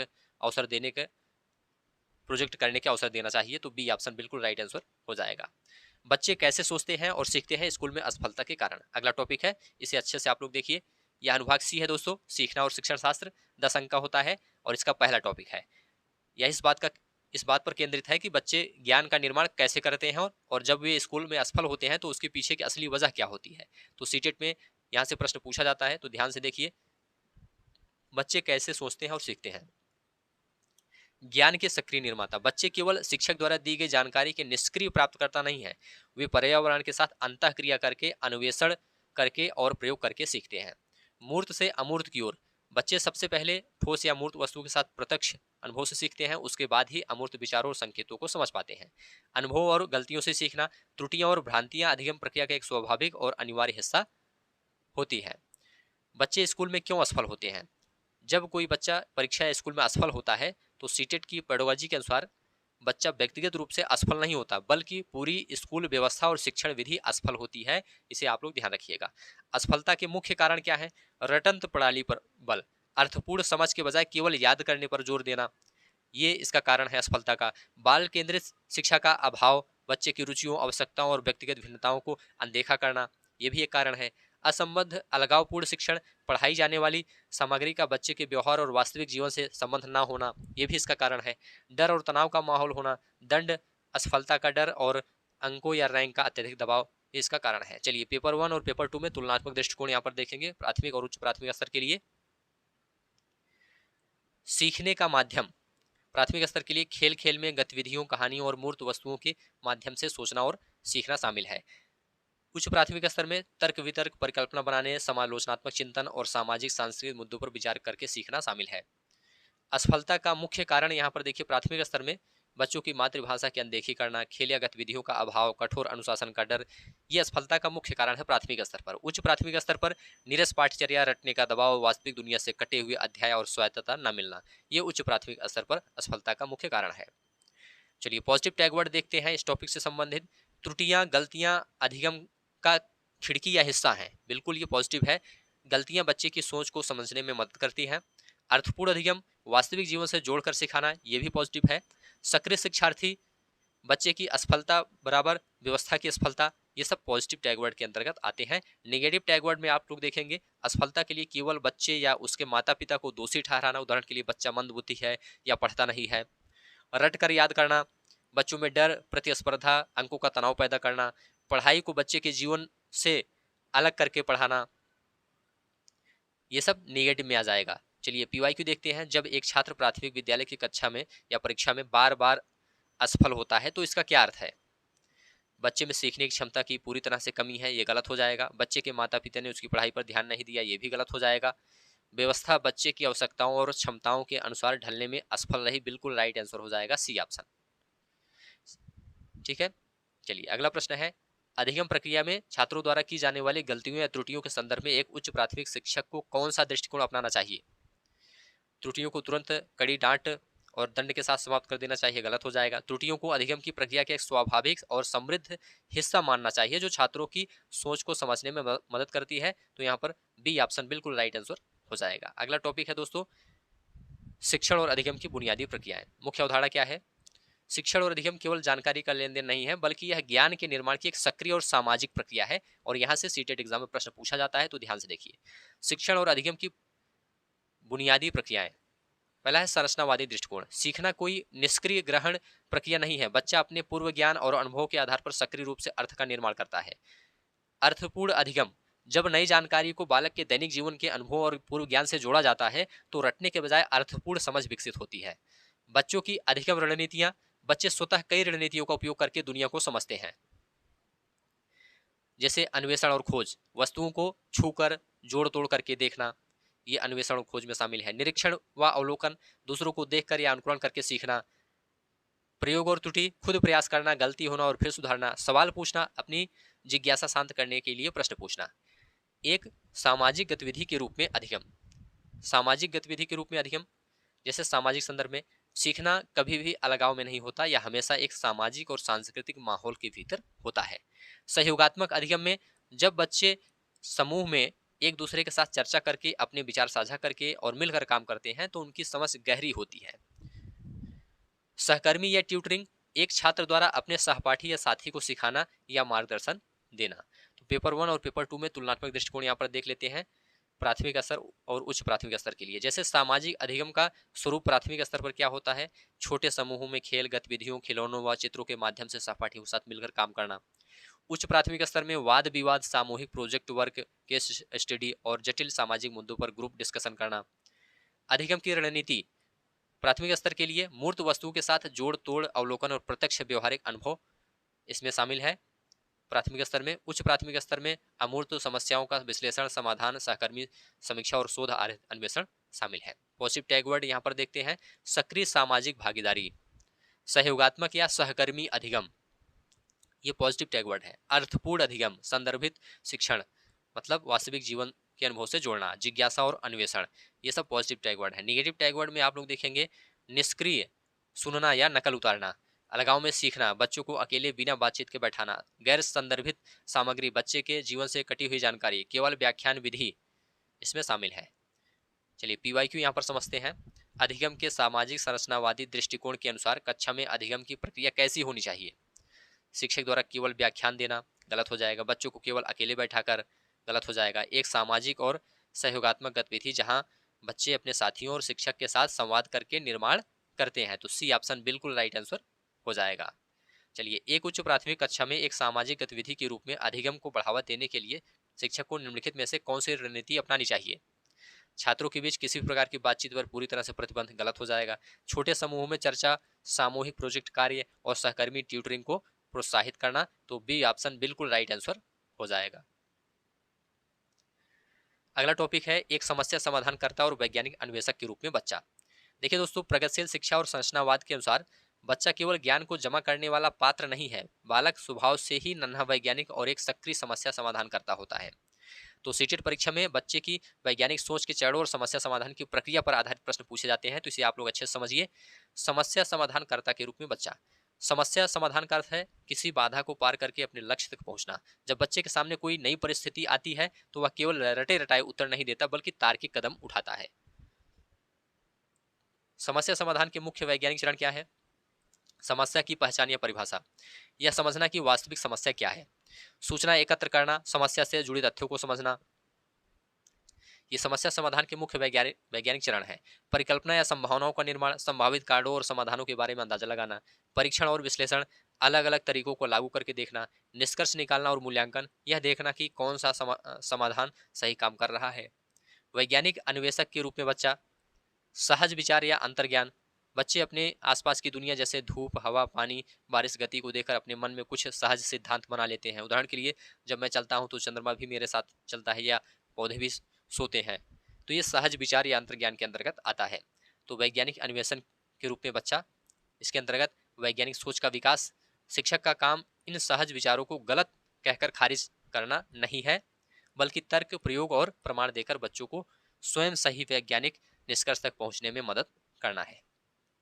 पेपर 1 और पेपर 2 में तुलनात्मक दृष्टिकोण यहाँ पर देखेंगे। आयाम यहाँ पर है प्राथमिक स्तर, उच्च प्राथमिक स्तर के लिए। यहाँ पर देखिए समस्या समाधान का असर, मूर्त और प्रत्यक्ष समस्याओं को सुलझाना। उदाहरण के लिए टूटे हुए खिलौनों को जोड़ना, पानी में तैरने वाली चीजों का प्रयोग करना। अमूर्त और परिकल्पनात्मक समस्याओं को सुलझाना, उदाहरण के लिए पर्यावरणीय समस्याएं, वैज्ञानिक प्रयोग, सामाजिक मुद्दे आदि इसमें शामिल है। वैज्ञानिक अन्वेषण प्राथमिक स्तर पर अवलोकन करना, वर्गीकृत करना और प्रत्यक्ष प्रयोग करके देखना। उच्च प्राथमिक स्तर पर क्या है? परिकल्पनात्मक, निर्माणात्मक तर्क, चरों को नियंत्रित करना और डेटा का विश्लेषण करना इसमें शामिल है। चलिए पॉजिटिव टैग वर्ड यहाँ पर देखते हैं सही उत्तर चुनने के लिए। वैज्ञानिक अन्वेषक, नन्हा वैज्ञानिक क्या है? पॉजिटिव टैग वर्ड है। यह विकल्प सही होता है जिसमें वैज्ञानिक अन्वेषक या नन्हा वैज्ञानिक लिखा हो। सहज विचार, अंतर्ज्ञान, बच्चों के शुरुआती विचारों का सम्मान करना चाहिए। परिकल्पना का निर्माण और परीक्षण, ये पॉजिटिव टैग वर्ड है। अन्वेषण और खोजबीन पॉजिटिव है। निगेटिव की बात करते हैं तो बच्चों के सहज विचारों को मूर्खतापूर्ण या बकवास बताकर खारिज करना, ये गलत हो जाएगा। समस्या समाधान के लिए बच्चों को केवल रटा रटाया सूत्र रटने को कहना, ये आपका गलत हो जाएगा। शिक्षक द्वारा खुद ही समाधान बता देना और बच्चे को सोचने का अवसर नहीं देना, ये भी आपका निगेटिव हो जाएगा। एक प्राथमिक कक्षा का छात्र सोचता है कि जब कपड़े धूप में सूखते हैं तो पानी सूरज पी जाता है। बच्चे के इस विचार के संदर्भ में एक शिक्षक को क्या रुख अपनाना चाहिए? बच्चे को डांटना चाहिए, ऐसा नहीं करना है। बच्चे की सहज विचार का सम्मान करना चाहिए और प्रयोग अवलोकन द्वारा वाष्पीकरण की सही समझ तक पहुंचने में उसकी मदद करनी चाहिए। तो बी ऑप्शन बिल्कुल राइट आंसर हो जाएगा। एक उच्च प्राथमिक शिक्षक अपने छात्रों में वैज्ञानिक अन्वेषण और समस्या समाधान कौशल को बढ़ावा देना चाहता है। उसे निम्नलिखित में से कौन सा तरीका अपनाना चाहिए? छात्रों को पाठ्य पुस्तक के प्रयोग को केवल याद करने, गलत हो जाएगा। छात्रों को स्वयं परिकल्पनाएं बनाने, डेटा एकत्र करने और प्रयोगों द्वारा अपने निष्कर्षों का परीक्षण करने के अवसर देना, तो यहाँ पर बी ऑप्शन बिल्कुल राइट आंसर हो जाएगा। अगला टॉपिक है बच्चों में अधिगम की वैकल्पिक अवधारणाएं एवं त्रुटियां। पारंपरिक शिक्षा शास्त्र में बच्चों की गलतियों को ज्ञान की कमी या मूर्खता माना जाता था, लेकिन आधुनिक संरचनावादी दृष्टिकोण के अनुसार बच्चों की भ्रांतियां और त्रुटियां उनकी सोच की खिड़की होती हैं। तो यहाँ से सीटेट एग्जाम में प्रश्न पूछा जाता है, ध्यान से देखिए। वैकल्पिक अवधारणाएं क्या है? औपचारिक रूप से विज्ञान या किताबों में दी गई वैज्ञानिक अवधारणाओं से इतर बच्चे अपने दैनिक अनुभव, अवलोकन और सामाजिक परिवेश के आधार पर जो अपने स्वयं के सिद्धांत गढ़ लेते हैं उन्हें वैकल्पिक अवधारणाएं अथवा भ्रांतियां कहते हैं। विशेषताएं क्या है? ये तार्किक और अर्थपूर्ण होती हैं बच्चे के अपने अनुभव के संदर्भ में। इन्हें गलत या अवैज्ञानिक कहकर खारिज नहीं किया जा सकता, क्योंकि ये बच्चे की सक्रिय सोच को दर्शाती है। बच्चों के सहज उदाहरण, चंद्रमा या सूरज हमारे साथ साथ चलता है क्योंकि चलने पर वह हमेशा दिखाई देता है। ये बच्चों के सहज उदाहरण हैं। पौधे और कारें भी सजीव हैं क्योंकि वे बढ़ते या चलते हैं। भारी वस्तुएं पानी में डूब जाती हैं और हल्की तैरती हैं, चाहे सुई छोटी ही क्यों ना हो और लकड़ी की बड़ी नाव तैरती ही क्यों ना हो। ठंड के दिनों में ऊन हमें गर्मी देती है, उसमें पैदा करती है। तो ये बच्चों के सहज उदाहरण हैं, इसे आपको ध्यान में रखना है। अधिगम प्रक्रिया में त्रुटियों का महत्व, त्रुटियां, गलतियां, ये दोस्तों अधिगम का स्वाभाविक हिस्सा है और सोच की खिड़की है, इसे ध्यान रखिएगा। त्रुटियां क्या है? एक खिड़की है। गलतियां यह दर्शाती है कि बच्चा जानकारी को अपने दिमाग में कैसे प्रोसेस कर रहा है। सीखने की सीढ़ी, बिना गलती किए अर्थपूर्ण अधिगम संभव ही नहीं है। चलिए यहाँ पर पेपर 1 और पेपर 2 में तुलनात्मक दृष्टिकोण देखेंगे, प्राथमिक स्तर और उच्च प्राथमिक स्तर के लिए। वैकल्पिक अवधारणाओं का रूप, प्राथमिक स्तर में प्रत्यक्ष अवलोकन से जुड़ी भ्रांतियां, उदाहरण के लिए बारिश आसमान में छिद्र होने से होती है, पेड़ रात में सोते हैं। ये वैकल्पिक अवधारणाएं हैं प्राथमिक स्तर के लिए। उच्च प्राथमिक स्तर के लिए जटिल अवधारणाओं और सामाजिक वैज्ञानिक मुद्दों पर भ्रांतियां, उदाहरण के लिए बल, गति, गुरुत्वाकर्षण, रासायनिक परिवर्तन या आनुवंशिकी इसमें शामिल है। शिक्षा का हस्तक्षेप कैसे होना चाहिए प्राथमिक स्तर में? प्रत्यक्ष प्रयोग या चित्रों और कहानियों से बच्चे को स्वयं विरोधाभास अनुभव कराना चाहिए। उच्च प्राथमिक स्तर के लिए समालोचनात्मक परिचर्चा, केस स्टडी और काउंटर उदाहरण प्रस्तुत करना चाहिए।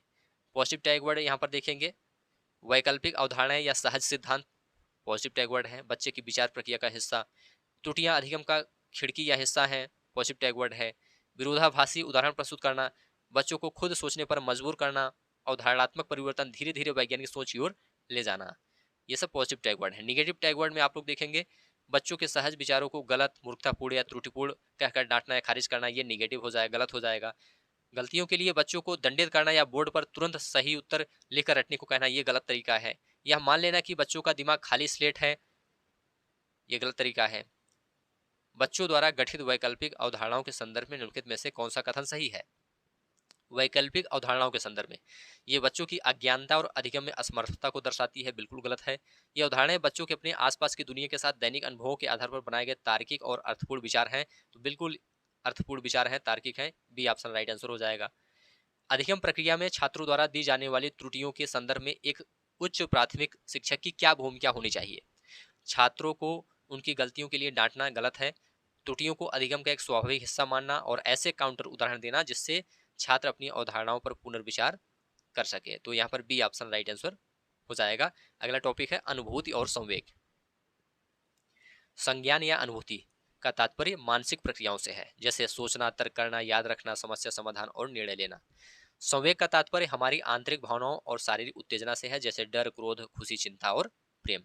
इन दोनों से सीटेट एग्जाम में प्रश्न पूछा जाता है, तो ध्यान से आप लोग देखिए। संज्ञान और संवेग का संबंध, संज्ञान और संवेग का संबंध द्विदिशीय या परस्पर अंतर संबंधित है। सीटेट का सबसे मुख्य सिद्धांत यह है कि संज्ञान और संवेग एक दूसरे से पूरी तरह से जुड़े और प्रभावित होते हैं। उदाहरण के लिए यदि कोई छात्र बहुत अत्यधिक चिंता या डर महसूस कर रहा है तो उसकी याददाश्त, तर्क शक्ति और परीक्षा प्रदर्शन बुरी तरह प्रभावित होगा। इसके विपरीत यदि कोई छात्र आत्मविश्वासी और खुश है तो उसका संज्ञान बेहतर काम करेगा। अपवाद क्या है? जजों का सिद्धांत में आप लोग देखिए, केवल रॉबर्ट जजोक के अनुसार संज्ञान और संवेग एक दूसरे से स्वतंत्र होते हैं और यदि परीक्षा में स्पष्ट रूप से जजों का नाम लिखा हो तभी स्वतंत्र उत्तर चुनना है, अन्यथा हमेशा अंतः संबंधित ही चुनना चाहिए। इसे आपको ध्यान रखना है। मुख्य संवेग और उनका प्रभाव। सकारात्मक संवेग आशा, खुशी, जिज्ञासा और गर्व, ये अधिगम और अर्थपूर्ण समझ को बढ़ाते हैं। नकारात्मक संवेग में अत्यधिक भय, चिंता, शर्मिंदगी और निराशा, ये अधिगम की प्रक्रिया में बाधा उत्पन्न करते हैं और संज्ञान को कुंठित करते हैं। चलिए यहाँ पर तुलनात्मक दृष्टिकोण पेपर 1 और पेपर 2 के लिए देखते हैं। संवेगों की अभिव्यक्ति, प्राथमिक स्तर पर परीक्षा या शिक्षक का डर, डांट का भय और असफलता की चिंता। उच्च प्राथमिक स्तर पर किशोरावस्था में हार्मोनल परिवर्तन, पहचान का द्वंद्व, सहकर्मी दबाव और असफलता का तनाव। शिक्षा का वातावरण कैसे होना चाहिए प्राथमिक स्तर में? कक्षा में भयमुक्त, सुरक्षित और स्नेहपूर्ण माहौल बनाना चाहिए ताकि बच्चे खुलकर अपने विचार रखें। उच्च प्राथमिक स्तर पर किशोरावस्था के संवेगात्मक उतार चढ़ाव को समझना, सहानुभूति देना और संवेगात्मक बुद्धिमत्ता विकसित करना चाहिए। पॉजिटिव टैग वर्ड देखिए इस टॉपिक से, परस्पर जुड़े या अंतर संबंधित, ये शब्द पॉजिटिव के अंतर्गत आते हैं, सही होते हैं। भयमुक्त वातावरण पॉजिटिव है। संवेगात्मक बुद्धिमत्ता, जिज्ञासा और उत्साह, ये पॉजिटिव टैग वर्ड हैं, ये सही उत्तर होते हैं। नेगेटिव टैग वर्ड में देखेंगे संज्ञान और संवेग को एक दूसरे से अलग मानना, ये गलत हो जाएगा। कक्षा में डर, तनाव, शर्मिंदगी का माहौल बनाना, ये गलत हो जाएगा। बच्चों के संवेग को नजरअंदाज करना, ये भी गलत हो जाएगा। चलिए पीवाईक्यू देखते हैं। अधिगम के संदर्भ में संज्ञान और संवेग के बीच क्या संबंध है? संज्ञान और संवेग एक दूसरे से पूरी तरह से स्वतंत्र है, गलत हो जाएगा। संवेगों का संज्ञान पर कोई प्रभाव नहीं पड़ता, यह भी गलत हो जाएगा। संज्ञान और संवेग एक दूसरे से गहराई से जुड़े हैं और परस्पर प्रभावित करते हैं, तो सी ऑप्शन बिल्कुल राइट आंसर हो जाएगा। एक उच्च प्राथमिक कक्षा में परीक्षा के दौरान अत्यधिक चिंता महसूस करने वाला छात्र निम्नलिखित में से किस स्थिति का सामना कर सकता है? उसकी याददाश्त और तर्क शक्ति में सुधार होगा, ऐसा नहीं होगा, यह गलत है। अत्यधिक संवेगात्मक तनाव उसके संज्ञानात्मक प्रदर्शन और कार्य स्मृति पर नकारात्मक प्रभाव डालेगा, बिल्कुल नकारात्मक प्रभाव डालेगा, तो बी ऑप्शन राइट आंसर हो जाएगा। अभिप्रेरणा और अधिगम, यह लास्ट टॉपिक है, इसे अच्छे से आप लोग समझ लीजिए। अभिप्रेरणा के दो मुख्य प्रकार हैं, यहाँ पर दिया गया है आंतरिक अभिप्रेरणा और बाह्य अभिप्रेरणा। इसमें आप लोग ध्यान से देखिए, आधार दिया गया है उद्गम। उद्गम कैसे होता है आंतरिक और बाह्य का? आंतरिक में स्वयं के भीतर से आत्मसंतुष्टि, आनंद और जिज्ञासा से उत्पन्न होता है। बाहरी कारकों से बाह्य प्रेरणा उत्पन्न होता है, जैसे पुरस्कार, दंड, अंक, प्रशंसा या डर। लक्ष्य आंतरिक अप्रेरणा सीखना स्वयं में ही एक लक्ष्य है, ये आंतरिक अप्रेरणा होती है। बाह्य अप्रेरणा किसी बाहरी पुरस्कार को पाने या दंड से बचने के लिए पढ़ना। अस्थायित्व में आंतरिक में आप देखेंगे दीर्घकालिक और टिकाऊ है, और बाह्य में आप देखेंगे क्षणिक या अल्पकालिक होता है। उदाहरण के लिए छात्र किसी पुस्तक को इसलिए पढ़ता है क्योंकि उसे विषय में गहराई से आनंद और जिज्ञासा मिलती है, ये आंतरिक अप्रेरणा है। बाह्य अप्रेरणा क्या है? उदाहरण, छात्र केवल परीक्षा में प्रथम आने, ट्रॉफी जीतने या पिता से डांट से बचने के लिए पढ़ता है, तो ये बाह्य अप्रेरणा के उदाहरण है। तो आंतरिक अप्रेरणा बराबर अर्थपूर्ण अधिगम की कुंजी, इसे ध्यान रखिएगा। बाह्य पुरस्कारों का अत्यधिक प्रयोग आंतरिक अप्रेरणा को कम कर देता है, इसे आप लोग ध्यान रखिएगा। अप्रेरणा का चक्र, अप्रेरणा एक चक्र के रूप में काम करती है जिसमें 6 चरण होते हैं, यहाँ पर आप लोग देख लीजिए 6 चरण: नीड, ड्राइव, अराउजल, गोल डायरेक्टेड बिहेवियर, अचीवमेंट और रिडक्शन ऑफ अराउजल, ये 6 चरण होते हैं, इसे ध्यान से देख लीजिए। अब्राहम मास्लो का आवश्यकता पदानुक्रम सिद्धांत। मास्लो ने मानव आवश्यकता के 5 स्तर बताए हैं, जिन्हें नीचे से मतलब शारीरिक से ऊपर आत्मसिद्धि की ओर क्रमबद्ध किया गया है। जैसे शारीरिक आवश्यकताएं हैं, पहला भोजन, पानी, नींद, हवा। दूसरा है सुरक्षा की आवश्यकता, घर, सुरक्षा, नौकरी का स्थायित्व। संबद्धता व प्रेम की आवश्यकता तीसरा है, परिवार, मित्र, समाज में स्वीकृति। चौथा है सम्मान की आवश्यकता, आत्मसम्मान और पहचान, प्रतिष्ठा। पांचवा है आत्म सिद्धि की आवश्यकता, अपनी पूर्ण आंतरिक क्षमता को पहचानना और पाना, उच्चतम स्तर इसे माना जाता है। चलिए तुलनात्मक दृष्टिकोण यहाँ पर दोनों पेपर के लिए देखेंगे, प्राथमिक और उच्च प्राथमिक के लिए। अप्रेरणा का स्वरूप, प्राथमिक स्तर पर कहानियों, खेलकूद, स्टार बैच देने, प्रारंभिक बाह्य अप्रेरणा से शुरुआत कर जिज्ञासा जगाना, ये प्राथमिक स्तर पर है। उच्च प्राथमिक स्तर में किशोरावस्था में स्वायत्तता, महारत उन्मुख लक्ष्य और आत्म पहचान से प्रेरित करना। लक्ष्य का निर्धारण, प्राथमिक स्तर पर कार्य आधारित छोटे लक्ष्य जिन्हें आसानी से प्राप्त किया जा सके, ऐसे लक्ष्य का निर्धारण करना चाहिए। उच्च प्राथमिक स्तर पर दीर्घकालिक लक्ष्य, महारत उन्मुख लक्ष्य बनाम प्रदर्शन उन्मुख लक्ष्य अपनाना चाहिए। चलिए पॉजिटिव टैग वर्ड देखते हैं इस टॉपिक से। आंतरिक अप्रेरणा सीखने में आनंद और जिज्ञासा, ये आंतरिक अप्रेरणा के अंतर्गत आता है, पॉजिटिव टैग वर्ड है। महारत उन्मुख लक्ष्य समझ विकसित करने और कौशल सुधारने के लक्ष्य है। आंतरिक नियंत्रण पर नियंत्रण का केंद्र सफलता या असफलता को अपने प्रयास पर निर्भर मानना। स्वायत्तता और आत्मनिर्देशन पॉजिटिव टैग वर्ड है। निगेटिव में आप देखेंगे प्रदर्शन उन्मुख लक्ष्य, केवल दूसरों से बेहतर दिखने या अंक लाने के लिए पढ़ना। परिहार उन्मुख लक्ष्य, केवल असफल होने या नीचा दिखने के डर से पढ़ना। बाह्य पुरस्कारों पर अत्यधिक निर्भरता, टॉफी, अंक या डांट का दबाव। असामर्थ्य का सीखा हुआ भाव, मान लेना कि मैं कितना भी प्रयास करूं मैं सफल नहीं हो सकता। तो ये सब क्या हो जाएगा? निगेटिव टैग वर्ड हो जाएगा, ठीक है। चलिए पीवाईक्यू देखते हैं। निम्नलिखित में से कौन सा उदाहरण आंतरिक रूप से अप्रेरित छात्र को दर्शाता है? आंतरिक रूप से अप्रेरित, रोहन परीक्षा में पहला स्थान प्राप्त करके अपने माता पिता से खिलौना पाने के लिए पढ़ता है, ये आंतरिक नहीं है, बाह्य है। सीमा इसलिए विज्ञान के प्रोजेक्ट पर काम कर रही है क्योंकि वह विषय के नए संप्रयोग समझने में अत्यधिक आनंद और जिज्ञासा महसूस करती है, तो बी ऑप्शन बिल्कुल आंतरिक रूप से अप्रेरित का उदाहरण है। एक उच्च प्राथमिक शिक्षक को अपने छात्रों में अस्थायी और अर्थपूर्ण अधिगम को बढ़ावा देने के लिए किस प्रकार के लक्ष्यों को प्रोत्साहित करना चाहिए? प्रदर्शन उन्मुख लक्ष्य, महारत उन्मुख लक्ष्य या अधिगम लक्ष्य, और असफलता से बचने के वाले लक्ष्य, केवल अंक केंद्रित लक्ष्य। तो यहाँ पर महारत उन्मुख लक्ष्य या अधिगम लक्ष्य, बी ऑप्शन राइट आंसर हो जाएगा। महारत उन्मुख लक्ष्य का ध्यान दूसरों से तुलना करने या केवल अंक लाने पर नहीं, बल्कि अपने ज्ञान, कौशल और समझ को बेहतर बनाने पर होता है, जिससे आंतरिक अप्रेरणा बढ़ती है। तो ठीक है दोस्तों, आज की इस क्लास को यहीं पर समाप्त करते हैं। यहाँ पर संपूर्ण बाल विकास आपका कंप्लीट हो गया। पेपर 1 और पेपर 2 दोनों के लिए यहाँ पर संपूर्ण बाल विकास को कंप्लीट कराया गया है। यहाँ से आपके एग्जाम में निश्चित रूप से प्रश्न पूछा जाएगा। उम्मीद है यह क्लास आपको अच्छा लगा है। अच्छा लगा है तो चैनल को सब्सक्राइब कीजिए, दोस्तों में शेयर कीजिए और कमेंट में लिखकर जरूर बताइए। धन्यवाद।